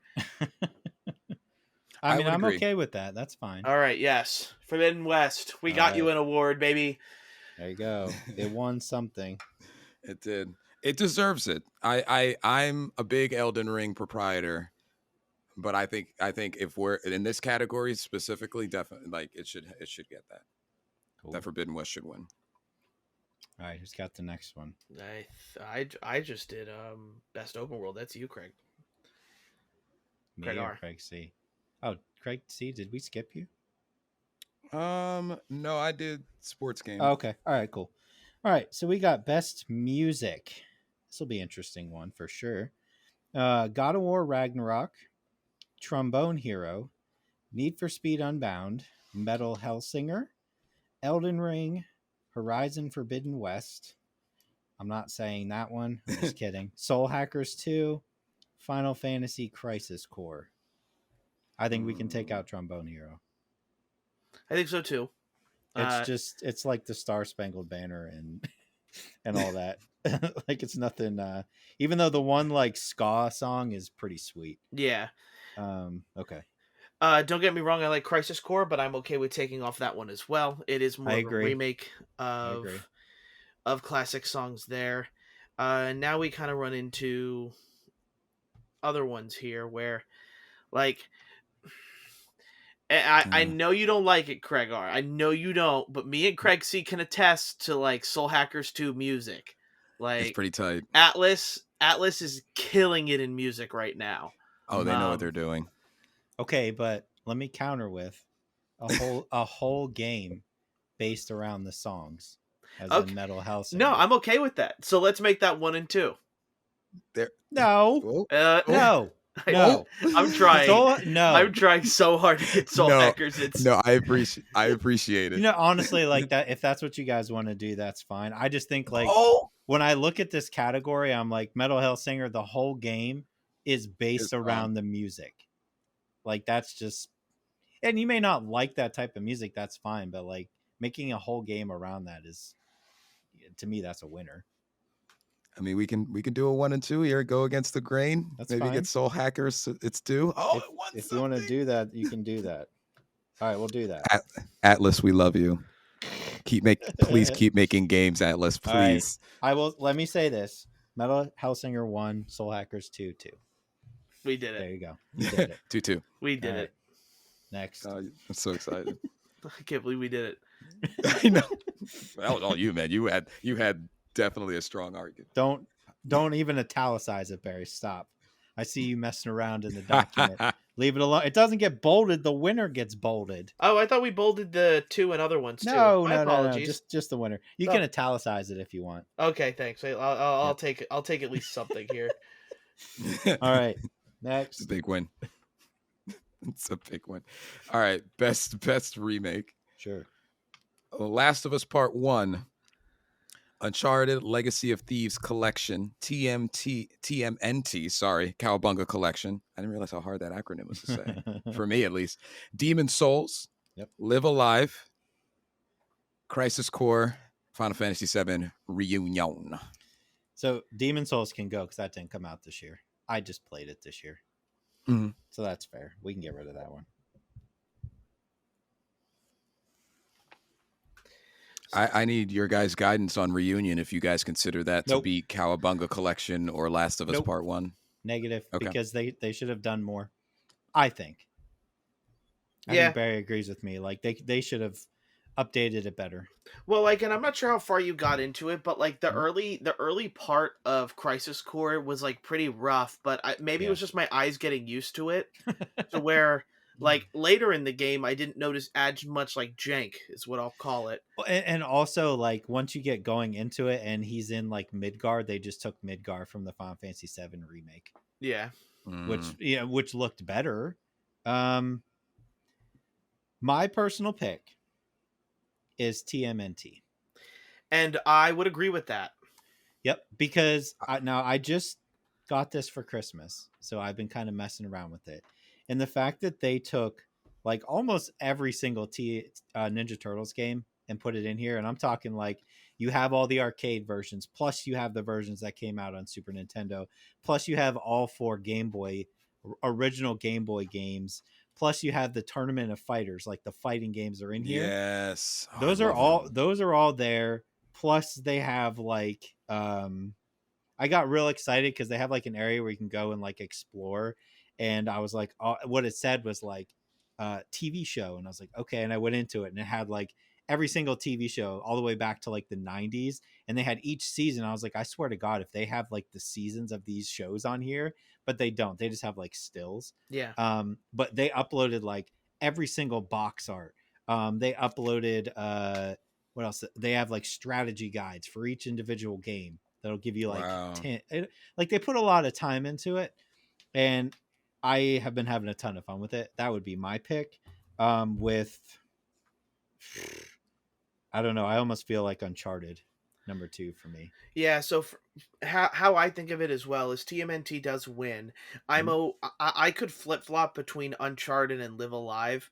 Sure. Live Alive was a game we didn't necessarily get for a long time here. Right. It's been out in Japan for a while, and we never really got it till just recently, with Square Enix really going through their backlog and putting these games out. How much of it is a remaster? That's why I'm Yeah. kind of more like Uncharted probably wins that, because don't get me wrong, like The Last of Us Part 1 does look great, but this was probably this was a remaster we didn't need. It's already It's a on PS4. third It's already time. been remastered a couple times here. Yeah. I get that they're trying to, I don't know. I feel like at this point you're just milking it for everything Mhm. it's worth, and just going to, oh, let's make everything definitive on the PS5. I'm waiting for them to do a Last of Us Part 2 remake on the PS5, even though it has a PS5 upgrade already. Yep. So, like, that's where I am with that. TMNT and Uncharted number 2. I'm okay with that. I refuse to give Last of Us anything because they charge $70 for that thing. Mhm. Like, no, absolutely not. Whereas the Uncharted was, if you had the original game, it was what, like $10? I think that's what I paid, 10 or $20. Mhm. Yeah, that's I say Uncharted number 2. All right. Think we go with that then. Cool. Yeah, I'm with that. I can't really argue against that. I really didn't play the Legacy of Thieves collection, unfortunately, but Still good. I do like what they did with Teenage Mutant Ninja Turtles Cowabunga collection. That's just like mwah, like chef's kiss on Yeah. that. Like, seriously. Yep. Next up is biggest surprise. We Okay. have WWE 2K22, Ghostwire Tokyo, Golf Plus, Vampire Survivors, Trombone Hero, and Need for Speed Unbound. Barry, I think this is the one I push all my chips in on, Vampire Survivors. I would agree. Vampire Survivors Okay. definitely deserves to be number 1 here. Yeah. Can we just take Ghostwire Tokyo off the list then, if we're going? Because like, it wasn't as big of a surprise in my eyes. Sure. I Yeah. liked how much I liked it, Mhm. but I'm okay with taking it off. Yeah, I mean, when I looked at this list before we got started, like, this was the one I was like, this is where I will put my foot down for Vampire Survivors, because Yeah. I knew it wasn't, in my opinion, wasn't going to win Best Indie, but I was like, this game came out of nowhere. It has no business being this addicting at all for how simple it is, and just so much fun that you can just continuously go back and play it. What do you think for like number 2 though? So number 2 is definitely a bit more difficult for me. Like Trombone Hero, yes, another surprise where it doesn't Yeah. deserve to be like where it's at, but it's funny and hilarious all the same. Sure. A part of me kind of wants to do something with Need for Speed Unbound it too, Yeah. just because this is kind of Need for Speed. Like, it was surprising about how that trailer was like 50-50 for a lot of people. People did not like the art Yeah. style. People did not like the kind of, I guess, comic-y look to the game that you get with like drifting and everything like that. But I thought they pulled it off really well, which is why I'm more toward Vampire Survivors number 1 and Need for Speed number 2. I can live with that. I can live with that too. I'm surprised that, Craig, you didn't fight a little bit more for 2K22, because of It the already surprise. won. Yeah, That's why. there you go. Like, I like to give everybody their due. You know what I mean? yeah, And that's for fair. me, it's like WWE won Best Sports, so like, it was a surprise because, yeah. I mean, out of all of us, I'm the one who was like, you need to make a good game. I want a good WWE game, and I was surprised how good it was. But when I look at these, I'm like, Vampire Survivors was such a surprise. Need for Speed came out, like, they released that trailer and they're like, it's coming out in like 2 or 3 months. Mm-hmm. And I was like, what? You know what I mean? Cool. And then you're like, Yeah. this can't be good if that's what they're doing. And then it was. So yeah, I would agree with that. You could also make an argument for Golf Plus. Yeah. But I feel like just in Golf Plus's like place, when I suggested it to you, Craig, I kind of knew that it was Sure. going to be a pretty fun golf game just because of the reviews that I had read. Mhm. And just like, it is recommended as a very good VR game. So I for the most part, I wasn't surprised. Okay. I was surprised by how much fun we had once we got into it, but I Yeah. knew it was a pretty good VR game. Okay. So Vampire Survivors 1, Need for Speed Unbound 2. Yep. Okay. All right, this will be a good one too. Biggest disappointment. Oh my god. This one. All right, here we go. I No, can't wait. biggest disappointment. Evil West. Pokemon Scarlet and Violet. Barry. Bayonetta 3. Barry. Temtem. Barry. Soul Hackers 2. Mario Strikers. Tiny Tina's Wonderland. Marvel Midnight Suns. And Dying Light 2.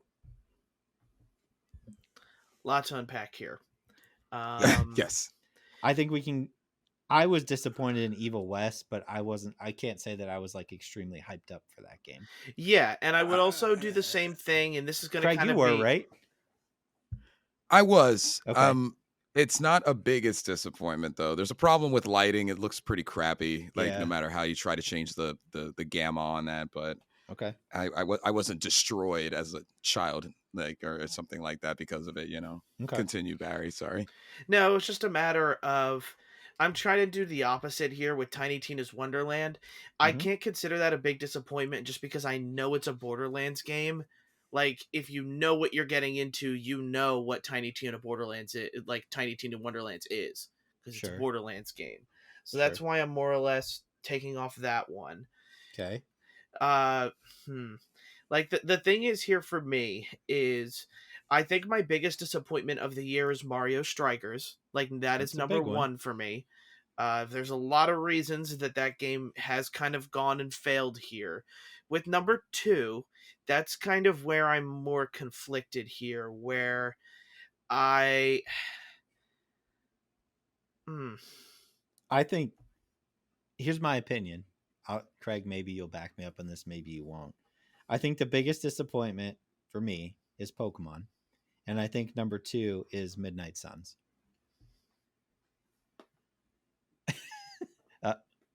Yes. I want to throw Dying Light 2 somewhere in there because Yeah. come on, man. That- that's how I felt for me too. Like I felt like Mario Yeah. Strikers or Dying Light 2 because of it's just I bought that game. My wife and I bought it. We were going to play it together.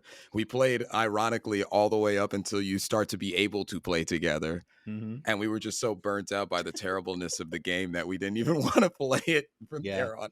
It just come on, man. I mean, I think Bayonetta, Temtem, and Soul Hackers are safe as far as not getting picked. I'm gonna save that voice clip there. Just because I was severely disappointed in Bayonetta because Bayonetta is one of my favorite games of all time. And I just thought that this third one was just not what I wanted. I'm not going to say it's a awful game. I'm not saying that. It's just not what I wanted at all. But I know like that's fighting against, Barry, you like the game a lot. Mm-hmm. And that's fair. It's just not what I wanted. I just don't know how you don't pick Pokemon. Yeah. Well, we can make it easier by taking, and Barry, I'm doing this for us. We can make this easier by taking Soul Hackers 2 off because Yeah, take that too. Yeah, absolutely. I don't think that ending was disappointing. I mean, it wasn't. It was fine. Okay. I really didn't know how to feel about just like Fig just throughout the game, but compared to some of these others, I want Marvel Midnight Suns to just get out of my life. Yeah. But like, if you look at me at certain times of the day, if you look at if you're friends with me on PlayStation, I'm playing it and I hate myself and I don't know why. It's like, it's the only game I have right now where you can take combat stuff is good. It's so good, but like, but if you only have 20 minutes before you're able to do something, that's the only game I have right now I can play that I can just like stick it on for like 20 minutes and just play. Yeah. I don't know. But it misses the mark so much. I don't want to be Iron Man's friend. I don't want to be Spider-Man's friend. I just want them to fight bad guys for me. Barry, I see your point on Mario Strikers because I also was super excited for that game. And what we got was just an unfinished. It was like playing a beta. Yeah, no. So like I am okay. Like if you guys put up enough of it, like just don't be surprised that Scarlet and Violet is in my top 10 for it. But I do understand the disappointment portion of things from you guys. But I feel like the disappointment with Scarlet and Violet is not so much the game, but the bugs that came with it and the part that it launched out in a horrible state, which I completely understand. But you could still If play the game. Kind of. same thing with Cyberpunk. Yeah. And didn't that Would win we- the would- biggest disappointment for us when that came out? I Yeah, think Cyberpunk did win that year biggest disappointment. I'm for just us. saying. I'm just saying. A very highly anticipated Yep. Game Freak knows that Game Freak does not care about us as a gamer anymore. They just know that they didn't realize what monster that they were going to have in 2 or 3 decades, where they were going to be so rich they don't even have to care about actually making sure things are locked and loaded. Yeah. On this could have been a better open world launch. Like, Pokemon is doing open world the right way. Like, they took what they had from Arceus and they took what they had from Sword and Shield, and they created this amazing thing. And then they just Arceus. Yeah, look at that. yeah, and then Mhm. that's fantastic. And then they didn't let it land correctly.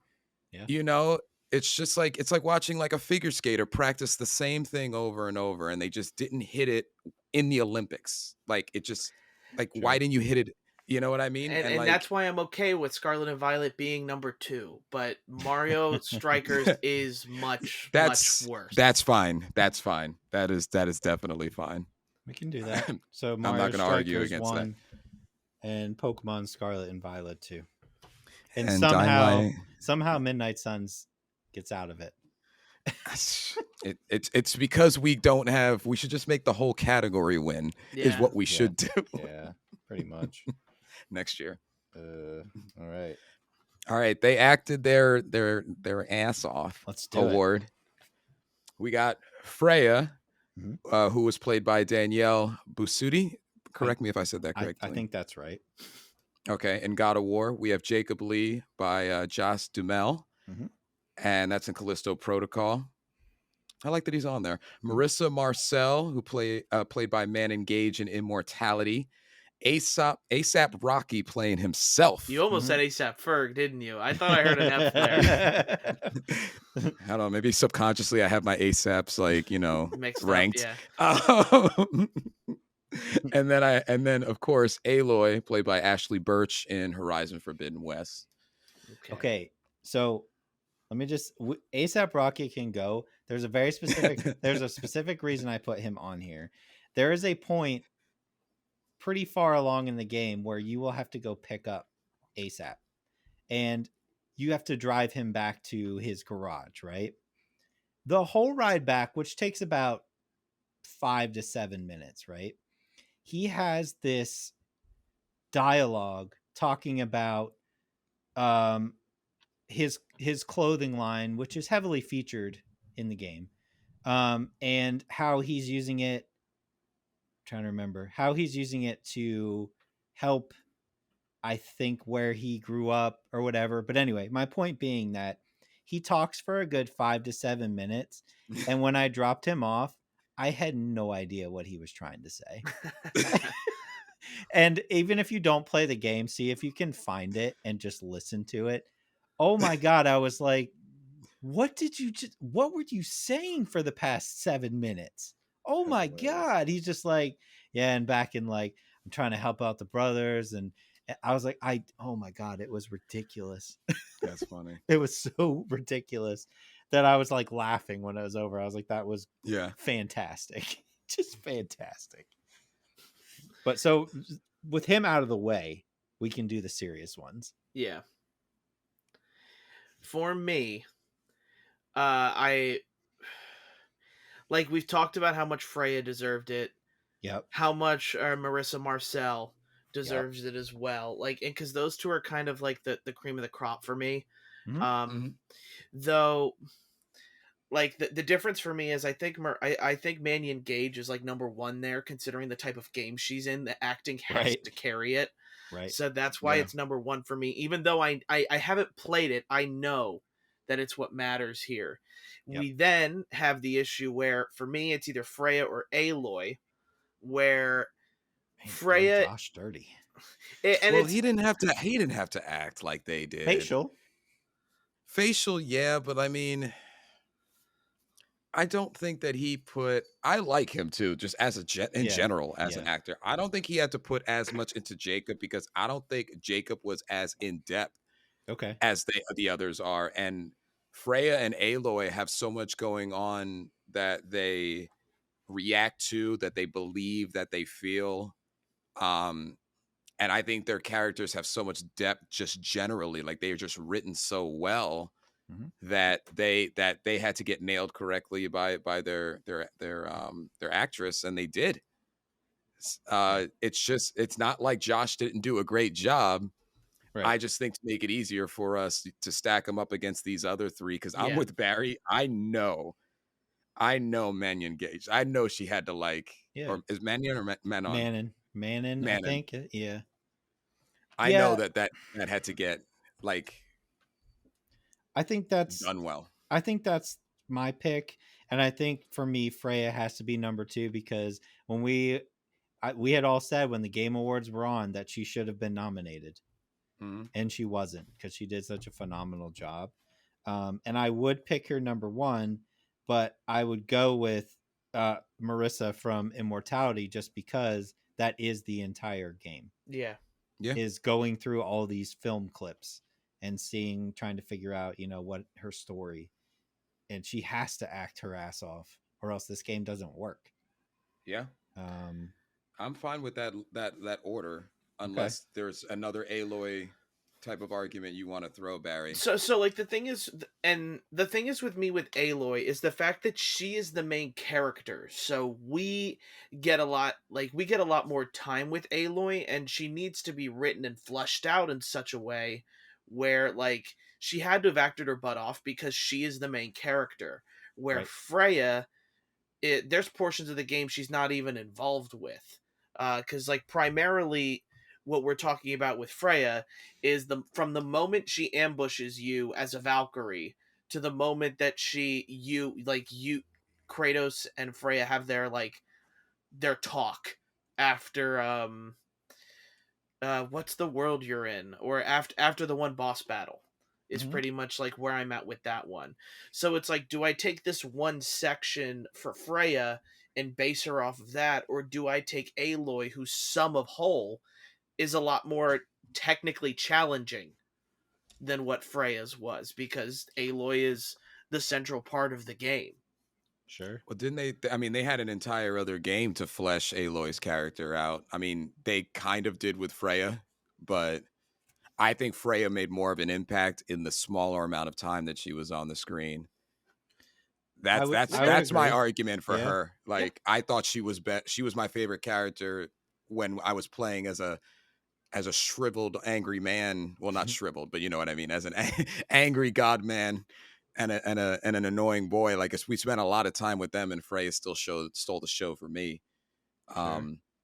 But I do have a specific place in my heart for Aloy, though, so I never really want to like vote against anything that does involve her, like specifically Aloy, because I Yeah. think she's a great character. That's my other issue there. Well, can we agree on Marissa at number Yeah, 1? yeah. Yeah, I think Yeah. so. Yeah. And All right, and let's you just guys flesh out this number 2. and you Yeah. guys are right about Freya. Like, she does definitely, I think, make more of an impact. I would wonder how I feel if both of these games were released around the same time, because Freya, of course, has like the recency bias here with Right. me, with being a lot more vocal. But I will ultimately yield to to Freya here, just because like I look back on that section with, even when you're playing as Kratos and it's Freya following you around, like the whole dialogue option of, well, not really the option, but the whole dialogue of like Kratos explaining, wait, there was telling her there was another kid Kratos had, and Yeah. what happened to that.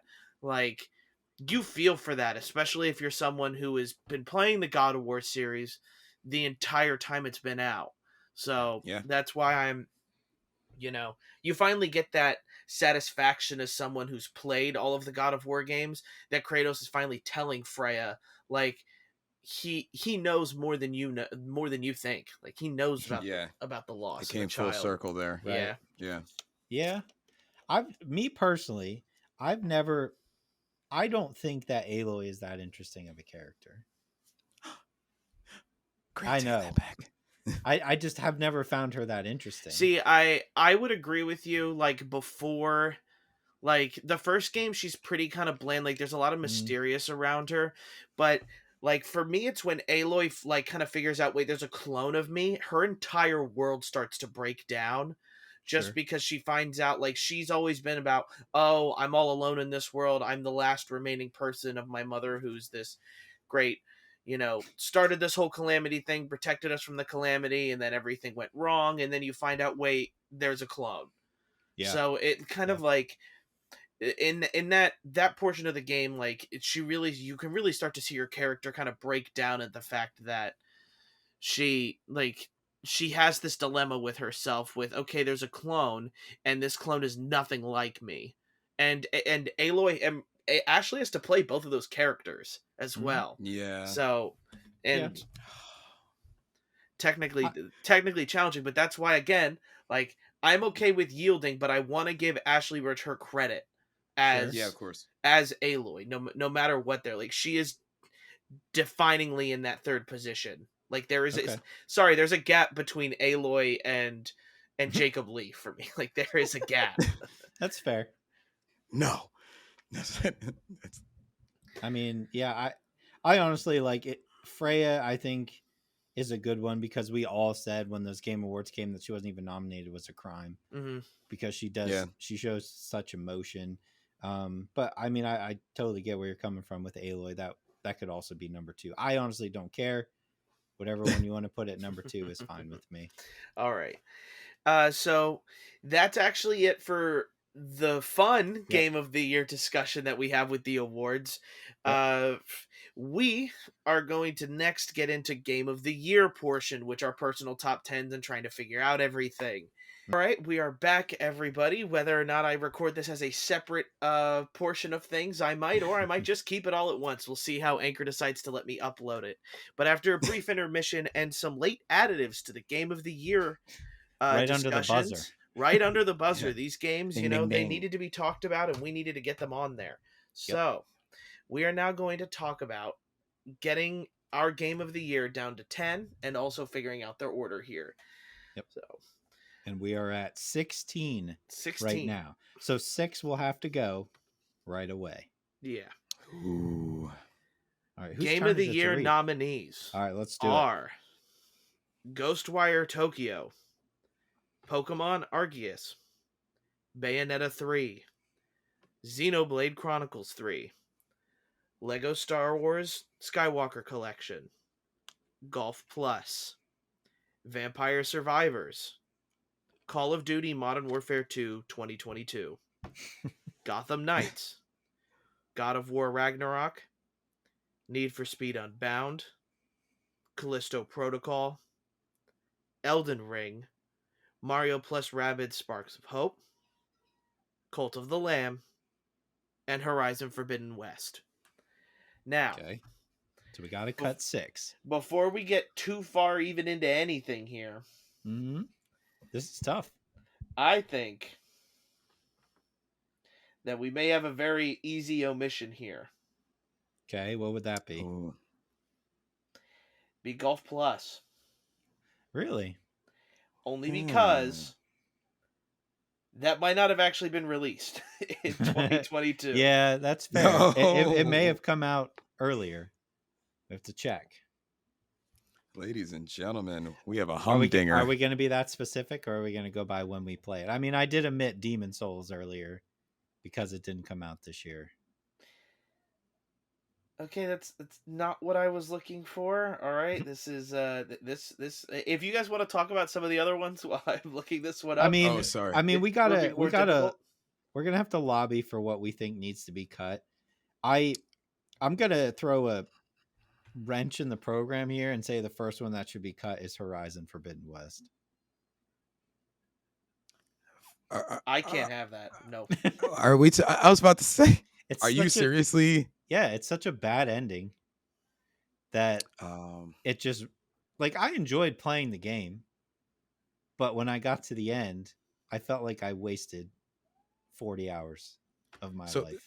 so what you're saying is Forbidden West should not be in consideration before something like Lego Star Wars Skywalker Collection. 100%, because Lego Star Wars Skywalker is the best Lego game they've made. Okay. It's tough. I mean, this is tough because these are 16 good games. Can we? I think we should keep that in mind until Okay. Barry can put his full argument towards it. Barry's the one who will do the most defending for Horizon for sure. He definitely is. Yeah. Can we? Do we feel comfortable with taking out Gotham Knights? Does Gotham Knights feel like a top 10 game? For me, it does. Does it? Okay. I enjoyed it. This is tough. This is really tough. What about Ghostwire Tokyo? I was thinking about that. That could be another one that we take out. Again, like we all have our personal lists or whatever. But yeah, I mean, that could be one for sure. Here, I'll make it easy. Okay. Cult of the Lamb is on my personal top 10 list, but it's not very high. It is also on our list, and you two have not played it. Okay. We could take off Cult of the Lamb. Do you want to do that, Barry? Yes. Right. As my research has come to find, here we go. I cannot find a official release date, but I can find reviews dating back to 2020. Okay, so we take Golf Plus off then. That's fine. So that'll get us down to 14 then. Everyone counts here. Yeah. So we got to cut 4 more. Okay, so overall, I'm okay with cutting Ghostwire Tokyo. I mean, I'm okay with that if that's what you guys want to do. I think it's a great game. I think it's a great game. I hope it brings a many different takes to in the future. I just don't think it's a top 10. I would also get rid of Arceus. I will defend Arceus. I will get rid of Bayonetta 3. Okay. I'm okay with that. Okay. That was the next thing I was I don't think it belongs in a top 10.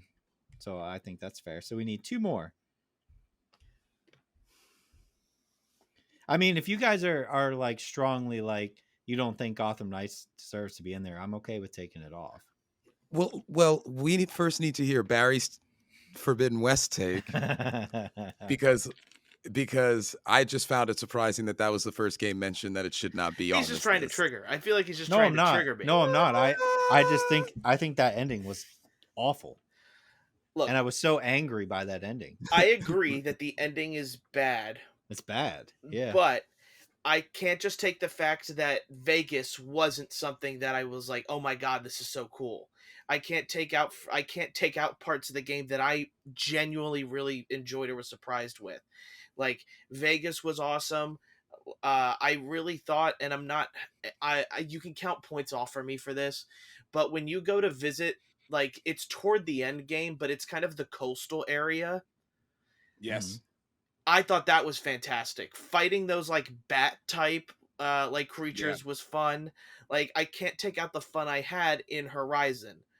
I do think as well, if we're talking about Game of the Year here, it's not just the ending. We're also talking about graphically wise, probably one of the prettiest games I've ever played. I think God of War is prettier. I think but the problem for me of God of War, I don't think it looks that much different from 1. Okay. And I don't think that Horizon did that much different than the last game did. Okay, I may be a little bit jaded on the beginning of Horizon. I will admit that, but I can't take Horizon Forbidden West out of the top 10. I can't. So my thing is, and it maybe it does deserve to be in the top 10. I'm not against putting it in the top 10. I think that 1, there's not a whole lot different from the first one. 2, I completely ignored the majority of the elemental type stuff going on in that game and just went in bashing the crap out of stuff. I didn't even want to mess with that because it was too convoluted. I thought the ending was bad, and it is a very pretty game. And I can't say that I was like, oh my God, I hated my time with it. I was just so off put by where they went with it that I was just like, it left such a bad taste in my mouth of like, you know what I mean? That being said, I still enjoyed it, the actual playing of the game. So I mean, I'm okay. I'm trying to look on here on like what else would I consider not as much fun as I had with Horizon.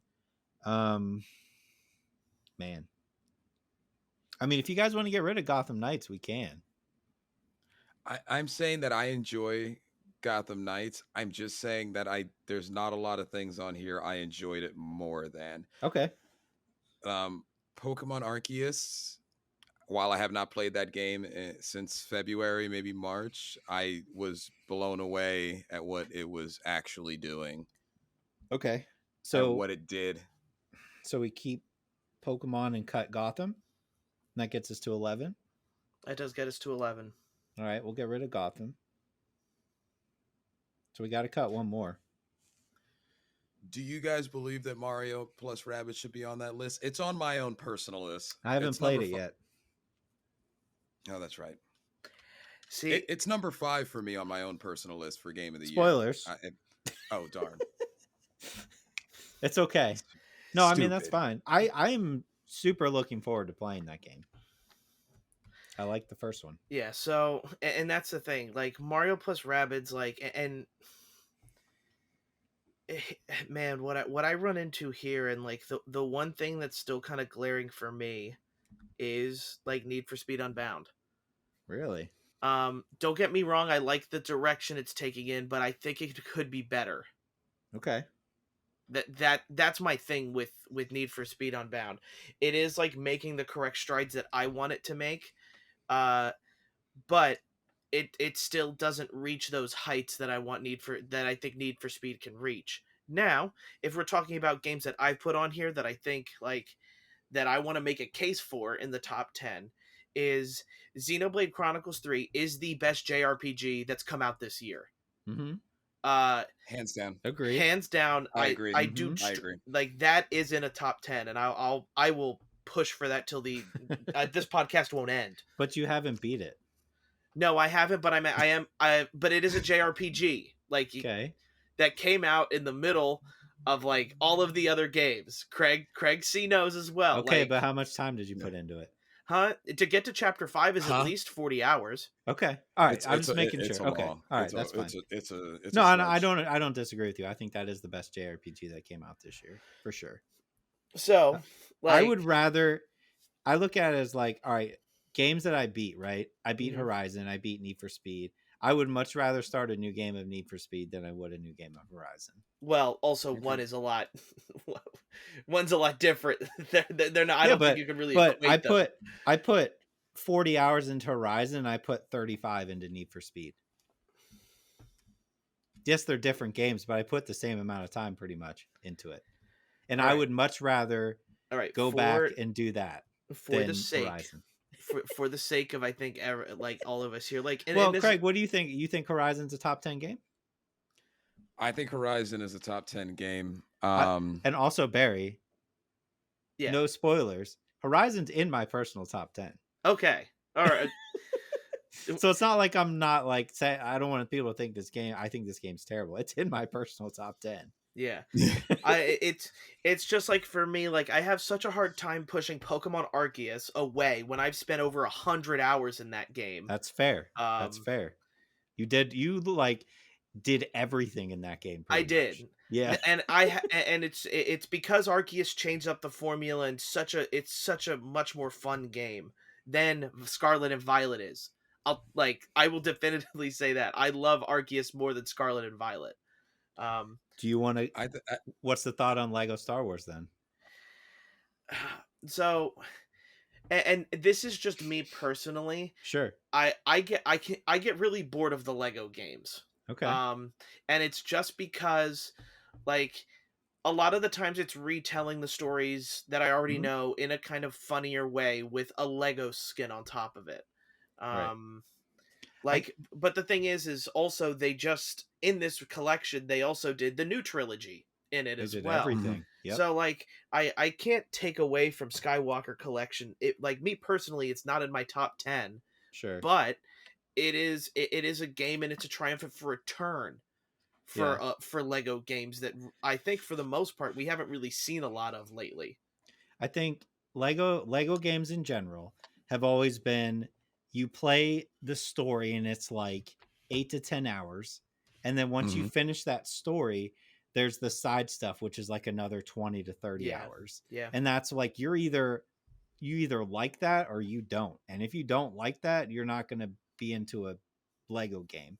So like, I can totally see taking that off the list if you don't think it's top 10. And Craig, did you play it? I didn't play it. Okay. So I I have mean, it, but I didn't for the play it. sake of everybody's sanity, what if we just take Lego Star Wars off? That way, Horizon for you, Barry, is in the top 10, and for me, like Need for Speed is in the top 10, and Pokemon.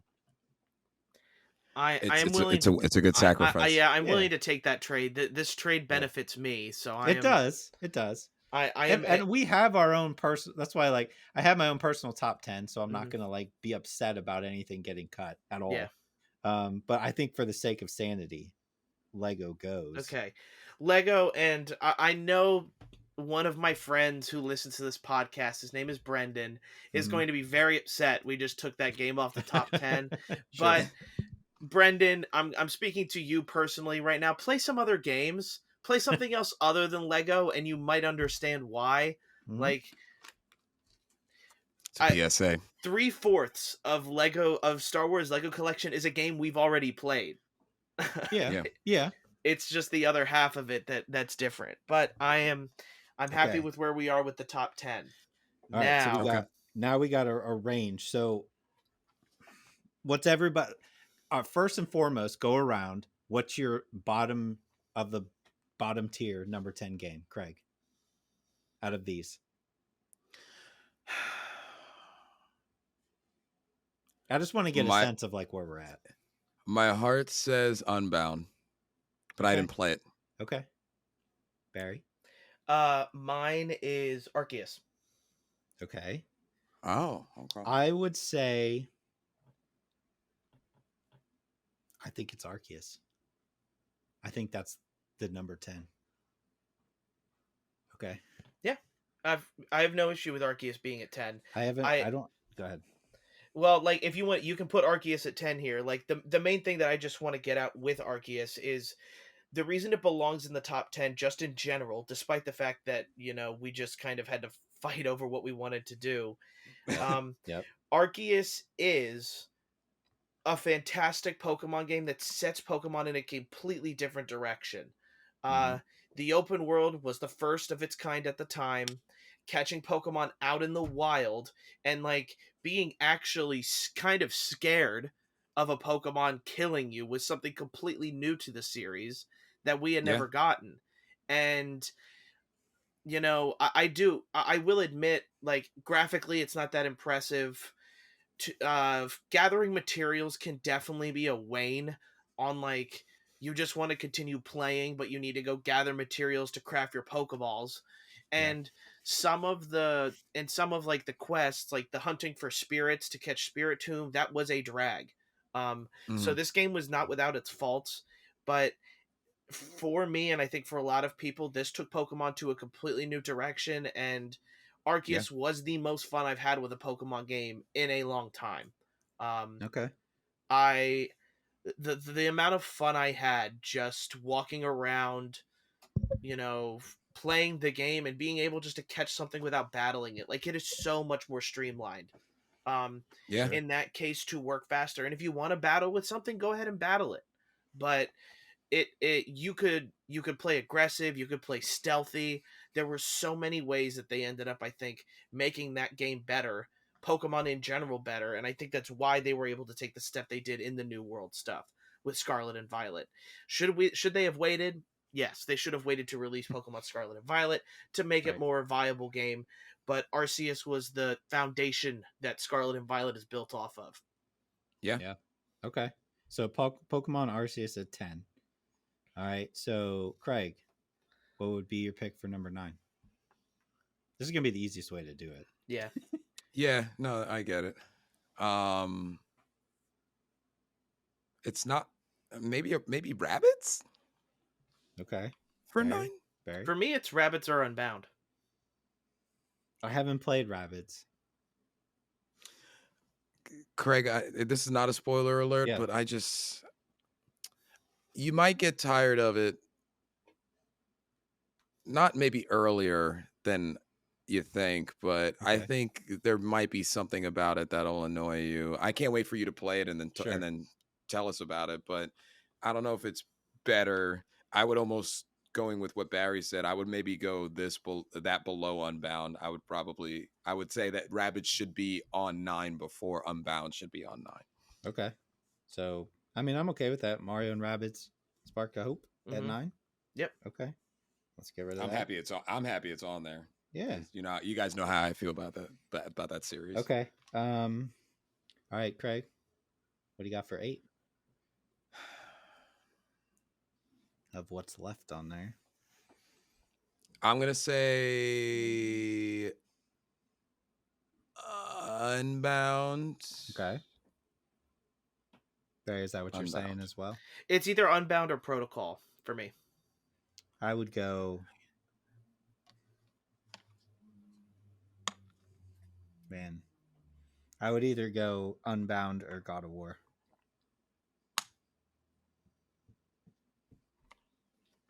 Let's go Unbound. I Okay. would, if we're okay with all of us kind of saying Yeah. that Unbound can be there, that's fine with me. Okay. That makes it a little easier.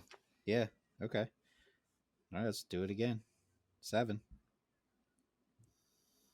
I mean, I really wish I played Vampire Survivors. I don't know where to put it because of that. Right. I'm gonna say I'm gonna say Vampire Survivors. I don't know. Okay. I don't know if it should be higher. I mean, that's fair. This is where it gets a lot tougher for me because like Yeah. I'm now in between a 3-way here Okay. with Protocol, Survivors, or Xenoblade. Okay. I think my bottom 2 of what's left would be Xenoblade or Vampire Survivors. And I think I would rather play Vampire Survivors, so I think I would go Xenoblade. Okay. Okay. Personally. Okay. Well, you guys know I don't have much experience with Vampire Survivors. I am okay with placing Xenoblade 3. No, yeah, we're placing it in 7. Yep. I'm okay with placing it in 7th. That's what I'm saying. Okay. So Xenoblade 3 gets 7. Now, Craig, do you plan on picking up Xenoblade like Chronicles 3 up again? Me? No, Craig C. Oh. I do. It's just Okay. there has not been time. I was gonna say because I if you want me to tell you why, like it could be higher, it would be spoilers. Don't do that. Don't do that. Okay. I appreciate that though. So then can we say number 6 is Vampire Survivors? Yeah. Is that safe? Yeah. Like I feel like that's a lot higher than I thought it would get. All right. So now we're in the top 5. This is where it might get a little tough. It might not. I hate that. We'll see. Okay. So Craig, what's your 5? I can't hold it back I'm a big proprietor of it. I know you guys enjoyed it, but I wanted Callisto Protocol to go as high as possible. I don't know if I could put it higher than the other 4 now that we're here. Okay. You say Callisto? I'm saying Callisto at 5. I can't put it higher than any of the other 4. I don't think I can. So for me, it's either Callisto or Forbidden West. It's Forbidden. Oh, it's Forbidden West. It has to be. Me personally, looking at this list, it's either got to be Forbidden West or Elden Ring. And I will put up more of a fight for Elden Ring to be higher. So that's why I will put up the fightiest of fights for Elden Ring. So Horizon then. Yeah. Top 5 game.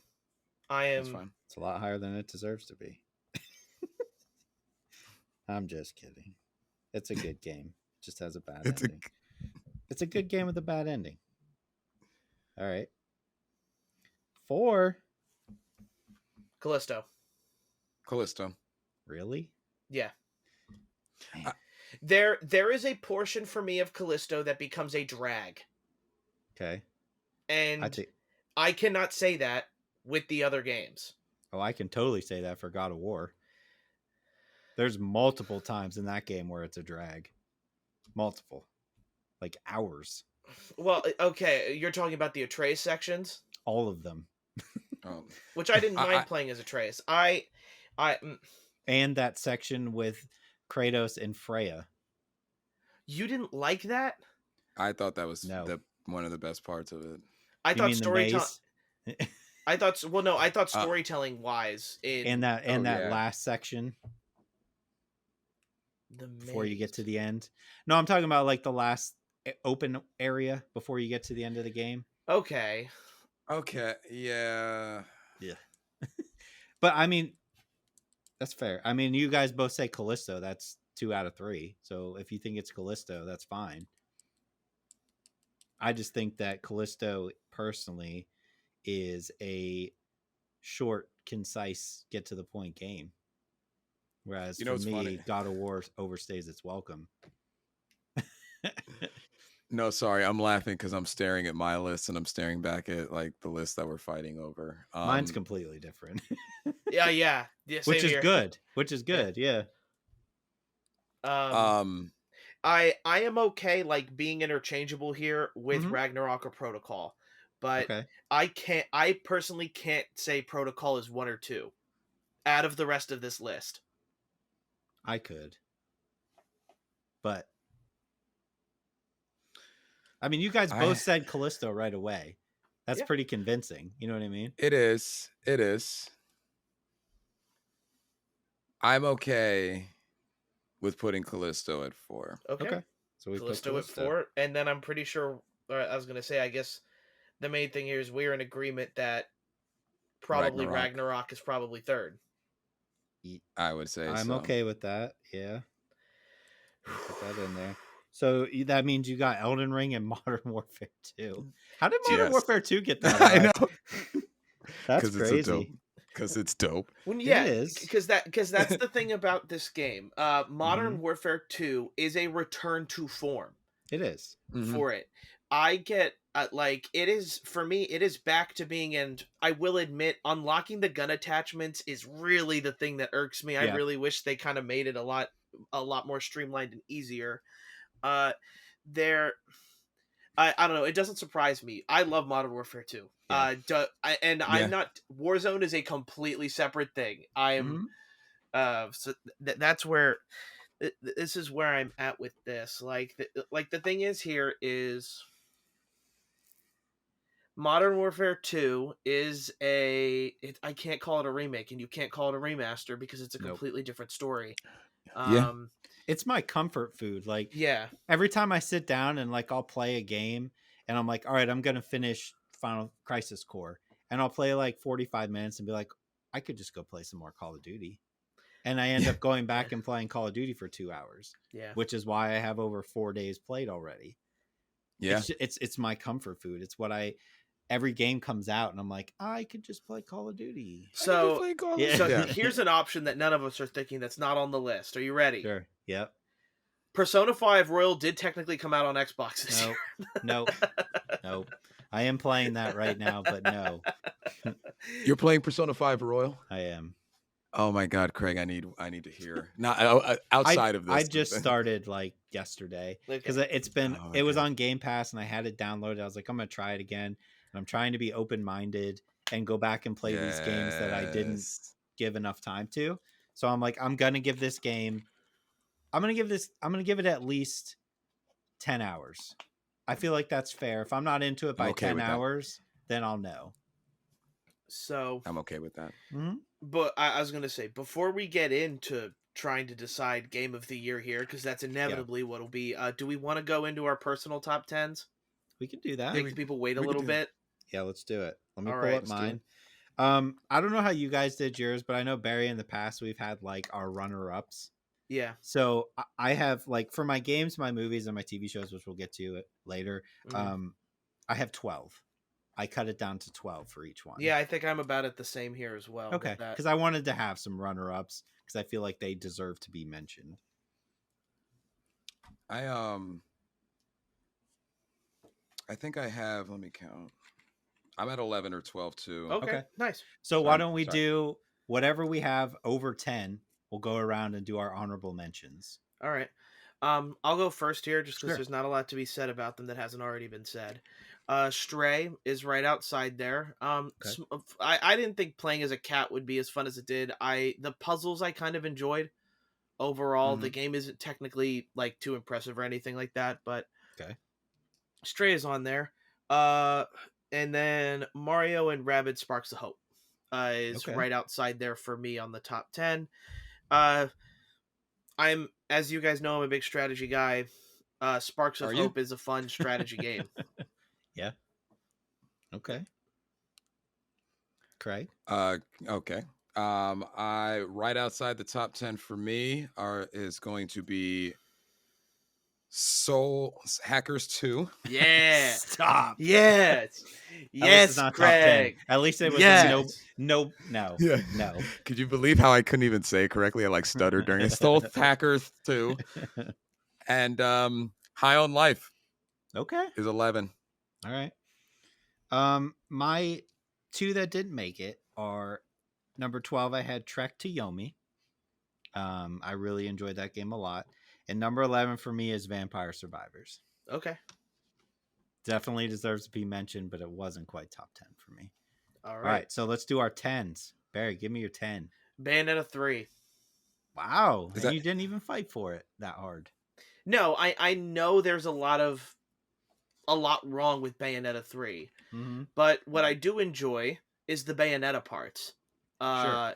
Viola, and maybe it's just because like with Viola, I'm not her. They need to fix her blocking mechanic. I do not like that her like there's two different blocks for her. One that's super short and the other one is really long. And Viola kind of brings down the game for me.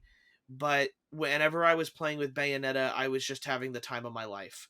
Okay. And I really do think the quality of updates to the fact that I'm not just required to go to Rodon to upgrade anymore. I can just do it right from the menu and Yeah, earn right, all of my right. stuff. And all of the new weapons I thought was a really fun additive to it. It gives you really your own way to play. And everybody's Bayonetta Yeah. with the multiverse concept can be a lot of fun in your own Bayonetta, which is what I enjoy. People enjoy like different play styles, and Bayonetta for 1 and 2 was always kind of one play style, where this one expanded on her more so than ever before, with the fun and gameplay styles you could bring with her.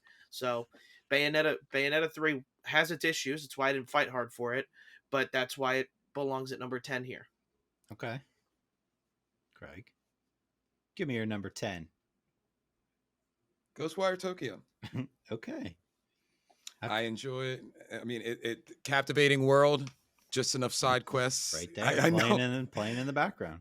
Just enough to kind of get you by side quest wise and such like that. Some of the actual side quest stories were pretty good. It was different. I think they nailed. It wasn't I mean, you could classify it in some degree as a shooter, but I think what they did with what you were fighting, the entities there, they stayed true to form, and I had a lot of fun with it. I just had Good. a lot of fun with it. And that's inevitably why there are personal top 10s. So Mhm. Ghostwire Tokyo. Okay. Tian. My number 10 is Lego Star Wars Skywalker Saga. Had so much fun with that game. So many hours. It helps when you're a Star Wars fan for sure. But I just think everything worked for me in that game. No issues. Mm-hmm. Everything was fun collecting. I had a blast. All right, then. Everybody's number 9. I'll start with A Plague Tale Requiem. Wow. Hugo is annoying. I will give it that, which kind of makes the ending maybe a bit more satisfying. But spoilers. But overall, like the character arc that Amicia goes through, I really enjoy. Amicia definitely for me like steals the show in Plague Tale Requiem. You get more out of also the other characters. You know, Amicia finds a mother type of figure. The couple of the reasons it's not higher is I do feel like they took a step back in like the puzzle type of the Yep. puzzle aspect for Plague Tale, which I really loved in the first one. Uh, Mm. Being able to creatively take down enemies in the first one, I feel like is better than in the second one, which is weird to say. But I truly felt that, and it seems like Craig R did also agree with me there as well. Game's technically impressive, with all of the rats all at once. That ending sequence, Yeah. especially, is pretty technically impressive. But there's definitely things that keep A Plague Tale Requiem from being better, and that one I had a lot of high hopes for, and it just didn't reach them. Same. I think that's why, like, for me, like, it didn't make it just Yeah, because I had such high hopes after that first one, but it was still fun-ish. It dragged in the middle for sure. Go ahead, Craig. Number 9 for me is Cult of the Lamb. Okay. Quite a hootenanny of a time.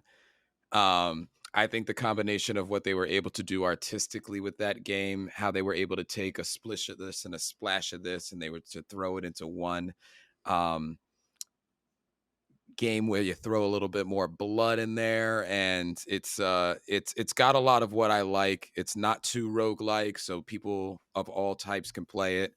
My wife, who doesn't really like those type of Souls games or any type of like a tougher game, even found herself really liking it. And I don't know, it's just one of those you can pop in and play, and it's not too long, but I actually was satisfied when I beat it. So Cult of the Lamb is number 9 for me. Okay. My number 9 is Horizon Forbidden West. Shouldn't be a surprise, but No, it is a top 10 game for me. Pretty simple. Yeah. Number 8 for me is when we start to get in probably the Scarlet and Violet territory here. Again, I did say Scarlet and Violet is a worse game than Arceus, probably hence why Arceus is not higher up on the list for me. But it does do Pokemon like it finally feels like we're getting in the right directions of what Pokemon can be. It just sucks that the release for it was as terrible as it was. I see the potential in it. I still play Scarlet and Violet to this day because the Pokemon part of it is that good, but it's the Mhm. other stuff that sucks. The technical aspect of it all that really brings down the score for me and why it's not higher. For me, Mhm. it's actually Arceus. Oh, at Arceus 8. is 8 for me. Arceus is at 8. I wanted to put it higher. It's definitely not near when I actually was playing it, but I enjoyed what the team did with that style of game. And it seemed like in the beginning of the year when that came out that we were on the cusp of a new reinvented Pokemon. It seemed like it. Mhm. So for how I felt in the moment, and for a good month and a half, I would say, for how I felt in that time frame, I feel Pokemon Arceus deserves a top 10 spot. It's just hard to put it in front of the other ones that I have. Fair. Number 8 for me is Golf Plus. Personal list, Yay. so I don't care when it Yeah, came out, but yeah. yeah. Probably the most fun I've had on my VR headset this year for sure. So I have to put it on there. Golf Plus. Like it. Number 7 for me is Xenoblade Chronicles 3. Me too. Oh, we Oh, look at matched. that. Cute. Doubling up. Oh my god. Cute, I'm First we're so so time we've cute. matched. oh my god. I thought it would happen more often. Right. I think our lists are just everywhere. To be Yeah, honest, they are. Oh, listen. You'll Uh, be surprised with some of the other ones here. So, All right, my number 7, God of War, Ragnarok. Mhm. Okay. I feel like that's the right spot for it. Good game, just dragged on. Still a top 10 game though. Number 6 for me is Modern Warfare 2. Forbidden West for me. Wow. Okay. Yeah. Number 6 for me is Gotham Knights. All right. Yeah. Got it up there. Okay. I feel like Gotham Knights could make its way up higher for me if I played more of it, and that's what Okay. I'm kind of missing here. Is Gotham Knights I haven't played enough of That's fair. to Yeah. put higher up. But then getting into that, my number 5 is Vampire Survivors. Okay, it's a good spot. Mine is Mario plus Rabbids. Wow, that's high. Yeah, I knew it was I, going to be high for him. He really loved Mario vs. Rabbids. Yeah. really loved it. Mario and Rabbids. And my number 5 is Ghostwire Tokyo. Okay. Wow, Yeah, I like it. I just really like that game. I feel like like the it can. impression. I understand the people who are like it's repetitive, but I just Mhm. enjoyed the story and like the enemies were cool. I just like walking around Tokyo. It was cool. Yeah. It was It fun. was cool. All right. We are then at number 4 for me. Number 4 is Horizon Forbidden West. Man, high up there. 4 for me is God of War. Man, also high up there. Number 4 for me is Modern Warfare 2. Number 3 for me is Ragnarok. So you like God of War better than Horizon? Yeah. Okay. Same. Okay. Same. Modern Warfare 2 is 3 for me. Man. Okay. Number 3 for me, Need for Speed Unbound. Yeah, you I like you it. fought hard for that one. I did. and I see why. Which is why I think I'm so happy that at least for me, my number 2 is Pokemon Legends Arceus. Okay. That's why I know when I have to stop my battles there, because Yeah. I know how much you loved. I think we're a lot of the same there with Unbound and me for Yeah. Arceus. Yeah, for sure. I'm just I glad get it's on that. the list. You put so much time into that game. It's insane. Yeah. So number Good. 2 for me is Callisto Protocol. Wow. Okay. Number 2 for me, Session. yeah, if it's Got to be up there. Yeah. Yep. which I hate to be like also that person, but number 1 for me is Elden Ring. Hold on, Barry. Yeah, go ahead. Go ahead. What's your number 1, Craig? Oh, it's Elden Ring. It's the eldest of rings. So my number 1 is Callisto Protocol. But that being said, how crazy is it that I don't have Elden Ring in my top 10 at all. And Barry, do you not have Callisto in your top 10 at all? Correct. Wow. That's crazy. I don't know. I just feel like Craig, you and I were so hyped up for Callisto Protocol. And I think it delivered what I wanted. It did. Short, concise, moody, atmospheric. Yeah, I I mean thought the only thing you get from critics are the people who played Dead Space and Mhm. just it wasn't Dead Space. Right. That was the biggest complaint that I really saw from the game. Minor bug issues, but Right. not Scarlet or Violet level. But the biggest thing that people had is that it wasn't Dead Space, and that Dead Space is already on the horizon. Like the remake is already on the Yeah. horizon. So like, Yep. it was a great game, and I was immersed in that. The sounds, the sights. You Mhm. told a story in 12 hours, 15 if you couldn't beat certain things. You know, there was Yep. not a lot to distract from the point. Each level had its own, each chapter had its own, sometimes biome or at least weather or some type of change in the environment. It was fantastic. Yeah. It was I mean, fantastic. And I pulled a you could call it, what do you call it? A Knives Out, right? Because I've had it here the whole time. yeah, You know what? Going back to the podcast game of the year, though, I feel like I'm going to be fighting against both of you then, because I think Modern Warfare is better than Elden Ring. Well, so what's hard for Personally. me here is I'm actually really conflicted, because I look at okay. back to like the main one here. Mm-hmm.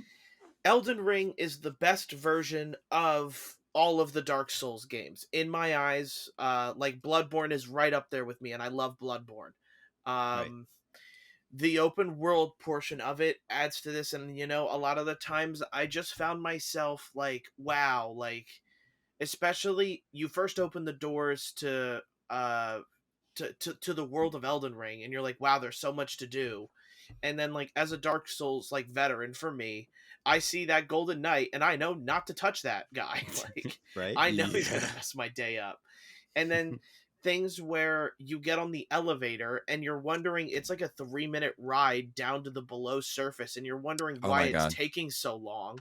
And then it really is a beautiful moment in the game because it's like purple, it's dark, it's kind of like sky eerie type of portion of things, and and I think the main reason for a lot of people saying that Elden Ring is game of the year is because the satisfaction you get from beating it. No other game Yep. gives you that satisfaction of, I just got my butt kicked by the boss at least 50 times. Mhm. And when you finally beat him on the 50th, you're yelling at your TV, like, going, like getting all pumped up because you did it. Now, Modern Warfare 2 is the best Call of Duty that we've gotten in a while. I see a lot of similarities in these games despite the fact that they're so different. Yeah. Yeah. I don't feel like I heard you talk about Elden Ring much this year, though, which is why it surprised me you put it at number one.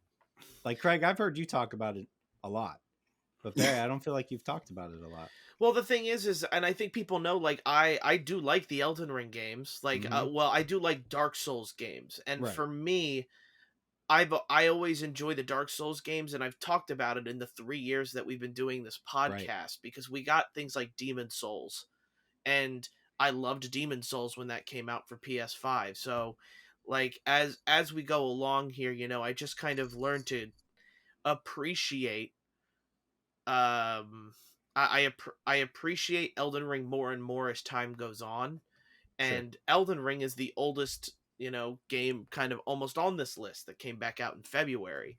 So I think Mhm. the fact that, as much as I'm in a line with the Game of the Year, official Game of the Year awards portion of things, it's very rarely I find does a game ever meet up to those expectations. And I think universally, Elden Ring met and exceeded those expectations. So Okay. I would say, and I'm in agreement there. It was highly anticipated. I remember talking with people about it in like the December of 2021, specifically. Fond memories of that, and like you just were hoping that everything they wanted to put, everything they had on paper, they executed, and they did. It was fantastic. That elevator ride you're talking about, Barry, actually leads to a better portion than almost the main story of the game. It's an entirely new section with its own different enemies, its own bosses, and truthfully is a part of the best quest in the game. And that's arguable, but like on my side, it's the best quest. It's better than like the main story quest, to be honest with you. But there is so much going on. And that was a moment when you realized in that game that this game is not just like there's more dimensions than you could even fathom. It's not just caves and an open world, and then you go here, and then you like it's different. Um, Modern Warfare 2 is Modern Warfare 2 is like out of like the three pigs, it's the pig that built the brick house. It's the one that laid the best foundation for years to come. I can't wait to be playing Modern Warfare 2 for 2 or more years. I just tried to add 2 and somewhere else there, but I can't wait. I can't wait to be playing that game for years to come. They basically set up what is at least exciting to me, what looks like is going to be a lot of content. They're trying different things. They got raids in the mix now, but they didn't try to Destiny to it too much. They made it its own raid, and hopefully they tweak it so you can get better loot for freaking winning at least the first time. Yeah. But anyway, there's a lot going on that makes you, when you're playing the game, I don't know how you guys feel, but when you first log in and you just see all the different things, I've actually the 100th time I've turned on the game, I looked and I was like, wow, there's still so much crap to do. I love it. Like, there's just so much. You could be a Warzone person. You could just be standard multiplayer. My wife and I have specifically just been playing Shipment and the Christmas version of Shipment. We've been playing that for 7 hours. That's one itty bitty. That's 1% of what you can do in Modern Warfare 2. So, like, yeah. I mean, if you guys are set on Elden Ring, that's fine. But yeah, that was my argument with Modern Warfare 2, is that it has a fantastic campaign, one of the best ones I've seen in a long time. Multiplayer is fantastic. I'm enjoying Warzone again, whereas I despise the last Warzone. The raid was good. The co-op stuff is pretty good. I just think that like there's so much in that game that that's why I've spent so much time in it, because I can go Yeah. in and play multiplayer for 3 hours and be like, oh, I'm done with multiplayer, but I'm gonna go play Warzone now or something. You know, like you can just switch it up. But yeah, I mean, my issue with Elden Ring is that I enjoy the game. It's just that like I haven't gotten to see enough of it, because still to this day I haven't gotten past the first boss, and I just got to the point where I was banging my head against the wall, and I was like, all right, I know what I'm supposed to do. I'm going to go try and level up. And I did that, and I came back, and I was still getting my ass whooped by that first boss. And I was just like, I'm done. You know, like I just hit that point where I was like, I don't want to spend another 5 hours trying to level up again. I'll go play something else. I recommend, Craig, in your before we get our rush of games in the next in 2023, because what you went through is what I went through with the second boss. I just didn't have the correct build set up for the second boss, who's more magic based, and I like wanted to stop playing. It took me so long to beat her. She was the hardest person I fought in the game. I mean, millennia, but I think you should give it a shot again. I'm not going to tell you to stop playing Persona 5 to do it, but I think you should. I think you should. One game at a time. You're done. Here. After you're done with Persona 5, aka the best game of all time. That's a different. I'm taking that back. I don't want to stir the pot there, but it is. So, anyway, so we put Elden Ring at 1 and Modern Warfare at 2. No. No, you don't think so? I want like you talking to me, and both of you talking about the way you guys feel about Modern Warfare 2. Like for me, I guess I try not to, because Modern Warfare 2 I think is such a return to form for Call of Duty, where I know you liked Vanguard, Craig, but I know a lot of people didn't like Vanguard. Cold War for me was downhill still. Yeah, it was bad. Yep. I am completely satisfied with putting Modern Warfare 2 2022 as Game of the Year for this podcast. It is the like, and again, I know you guys love Warzone. I hate it, but the DMZ portion of things is still fun for me. The multiplayer is refined, despite the fact that the attachments I wish was a little bit easier. It's not a game that requires me to, and here's what I guess the defining factor is. Call of Duty doesn't force me to go on the internet, and what Craig just told you to do is go look and find a build. Yeah. Like Elden Ring, if it's at some point you may have to do that. You may have to go in there, and I did plenty of that while playing Elden Ring. And I spent about 5 hours looking up build videos. I did enjoy that portion of things, to be completely honest, but I see from your eyes how frustrating it can be to feel walled off onto a game where Call of Duty really doesn't have those walls. You can, with skill-based lobby matchmaking, you should be able to have a decent amount of fun in multiplayer no matter how bad you may be. You also have things like cooperative, which they're getting better at now, and they'll be putting more into. So I think, and I guess in my mind I'm still thinking of Modern Warfare 2 as the old one, and that this is a new kind of retelling of it, but it's its own new game is what I need to get out of my head, because it is a there really is no link other than Captain Price, McTavish, and all of the other ones. I know you like the story and that kind of thing. Those gathering missions aren't my favorite portion of the game, just because it can be a little bit frustrating. But I think overall, I think you have kind of put me onto the board where Modern Warfare 2 is a game of the is a game of the year. Craig, I think you should call it before we talk ourselves out of it. I mean, we can do that if you want. I'm not going to stop you. I mean, because like if I start talking more about Elden Ring, then I'm not going, like in this brief moment, I'm okay with yielding Call of Duty to Game of the Year. I already have my personal one. Elden Ring would not be beaten, and that's fine. That's me. And Elden Ring's already kind of gotten real world accolades as well, so we're good. Right. Like if we don't we if we start talking about Elden Ring again, I'm probably going to flip-flop, but I'm okay with Call of Duty Modern Warfare 2 right now, number 1 Sure. on the list. I don't know.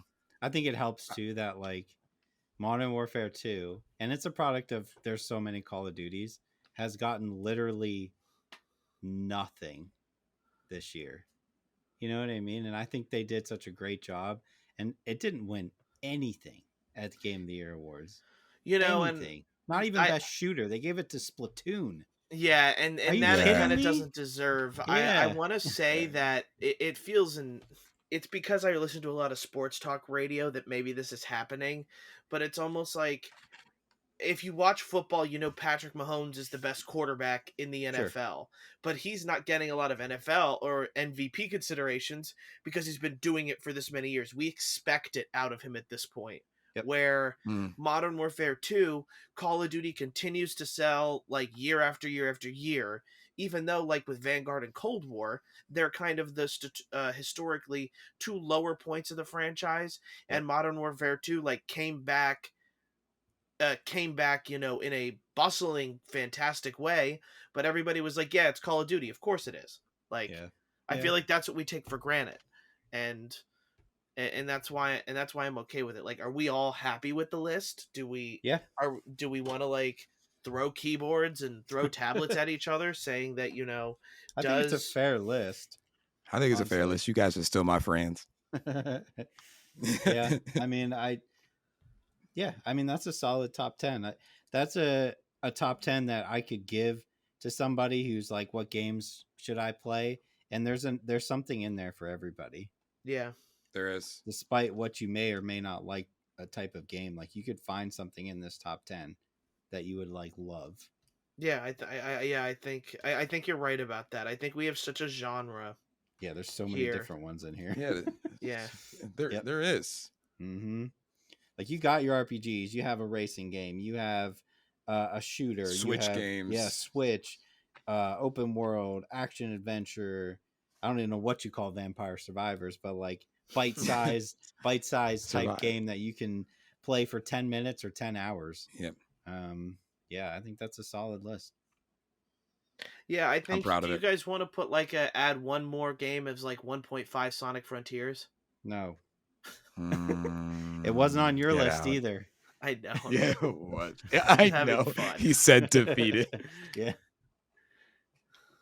But it's fun. But that is I'm really surprised here. Yeah. It only like we all kind of played the same games this year, and Mhm. we kind of went into our personals without getting too much into them as well. But you know, overall, you know, Overwatch 2 probably should have gotten, you know, more love, and I'm just joking No. there as well. It doesn't. Oh, you mean 1.5? Yeah, Yeah, Overwatch weird. 1.5. I've for me, I just want to hear what the other people have to think about our top 10. Yeah. I'm Sure. like, I kind of feel like we all got represented like in the top 10 here.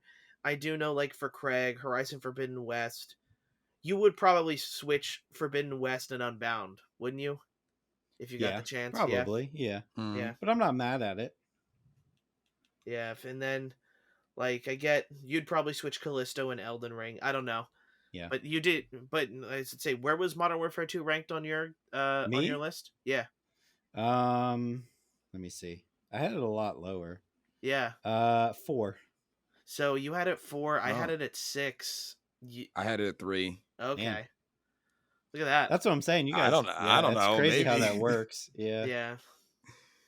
Maybe that was the silver lining right there. Maybe that was telling us something. Because I Maybe. mean, I think we fluctuated a lot more with where Forbidden West was on our personal list. Actually, yeah, like Barry, where did you have Forbidden West? I think I had it at 4. Okay. Give me Alright, a that second. was Yeah, the 4. highest. Forbidden I had it at West. 6. Forbidden West for me was 9. So like on average, that should be lower technically than what Modern Warfare Yeah. Modern Warfare would be. Mm-hmm.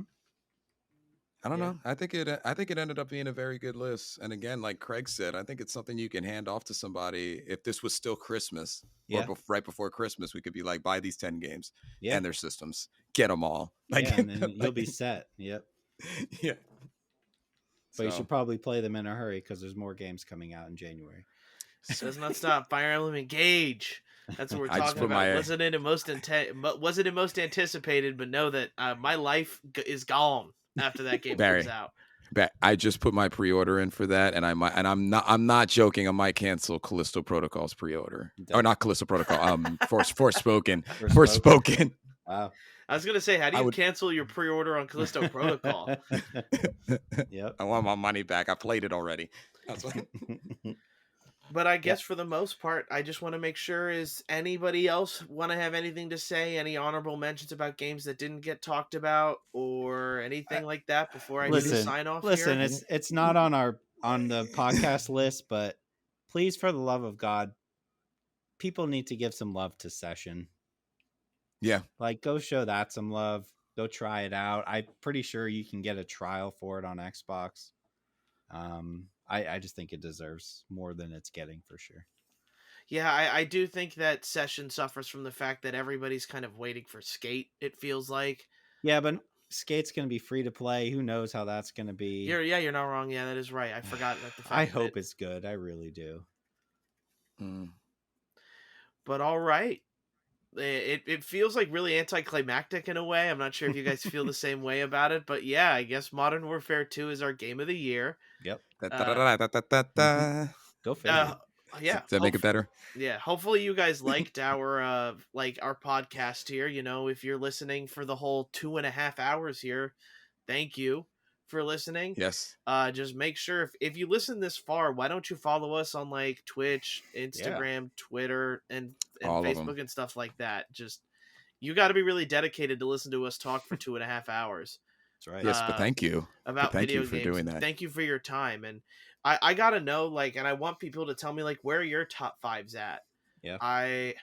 I want to know what people think about ours, because I think a lot of people are going to be like, we're sellouts because we have Call of Duty Modern Warfare 2 as it, and not some indie game or not like some sort of storytelling game. But it still goes to show that being able to play with your friends is a big portion of what games are today still.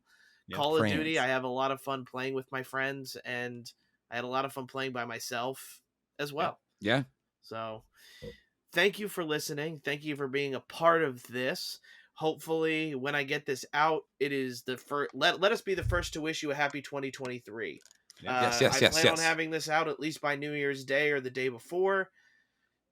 This is a great way to ring in the new year. Is play the best of 2022 before Fire Emblem Engage comes out or Dead Space, one of the two. Yeah. Once that starts, it all gets washed away, and a new season of the podcast starts. Season 4. Yay. Are there any particular New Year's resolutions that you guys have? Maybe for the podcast, wish you did more of, wish a game that you. I want to finish some more backlog. Yeah. This coming year for sure. I want to have better. This sounds like a professional or like an interview, but I want to have better game time management. Like I'm gonna pre-order differently this year. Like maybe do less of that and do more of post-purchasing after I'm done with the game. I'm already trying to figure out. I think I went ham with pre-ordering, and then I got all the games, and then I tried to do 2 hours here, 2 hours there, and I couldn't fully appreciate it. That was my October. I'll tell you that. Yeah. That was my full October. But that would be a resolution for me. Yeah, like I know, Craig R. We talked about it. Like you're still you got to beat Red Dead Redemption 2. Yeah. Right? So this is as like the closer, I guess, is the best way to do this. What I would like for us to do as a podcast is for all of us to pick one game from our backlog that we will guarantee we will finish next year. I will go first, and I'm gonna put myself on the spot and say Red Dead Redemption 2. I will finish that game next year. I will give it the time it deserves. I'm so tired of people always telling me this is one of the best stories and games of all time, and I have put like 2 hours into it. So I will beat that game this coming year. Barry?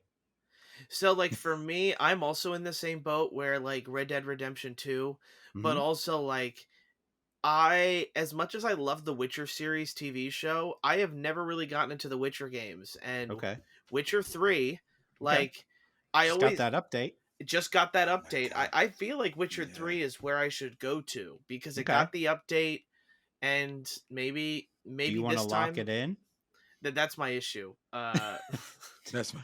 You got to lock in one that you're guaranteeing that you will see through to completion Craig, before we get here next year and are doing Game of the Year. Craig C, do you have one already? Can you give me some time to think while I'm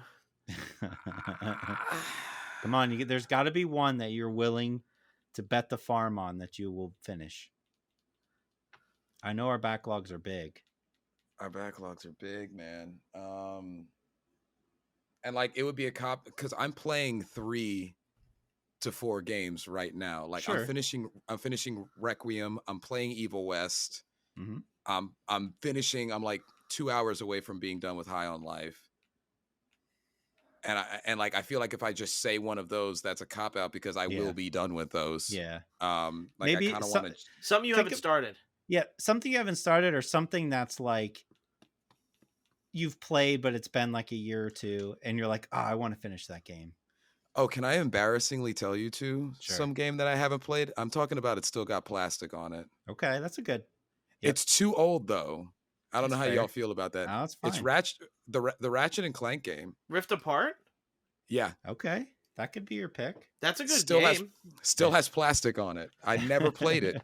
It just got wedged in between 2 games I was playing. So I'll finish that. Okay, I'll play that. Ratchet and I'll play the Clank. full thing. Put it down, Barry. I am also going. I'm gonna go ahead and put Red Dead Redemption 2. Okay. Is what I want Red to Dead finish. Redemption 2. I am not as like overwhelmed because like I'm afraid when I go to Witcher again, I'm still going to be like I don't know what Yep. to do. Like Yep. what do I do with my hands? Kind of option What do here. I- Yeah. You're gonna love it. And then Okay, we'll so have a we'll- spoiler cast of Red Dead Redemption 2. So when we Sounds like get what we'll do. to Game of the Year podcast in December of 2023, we will have these games done. Yes. Okay. That we promise you. Craig's getting off easy because Ratchet and Clank's like a 10-hour game. Yeah. Ours is like 100.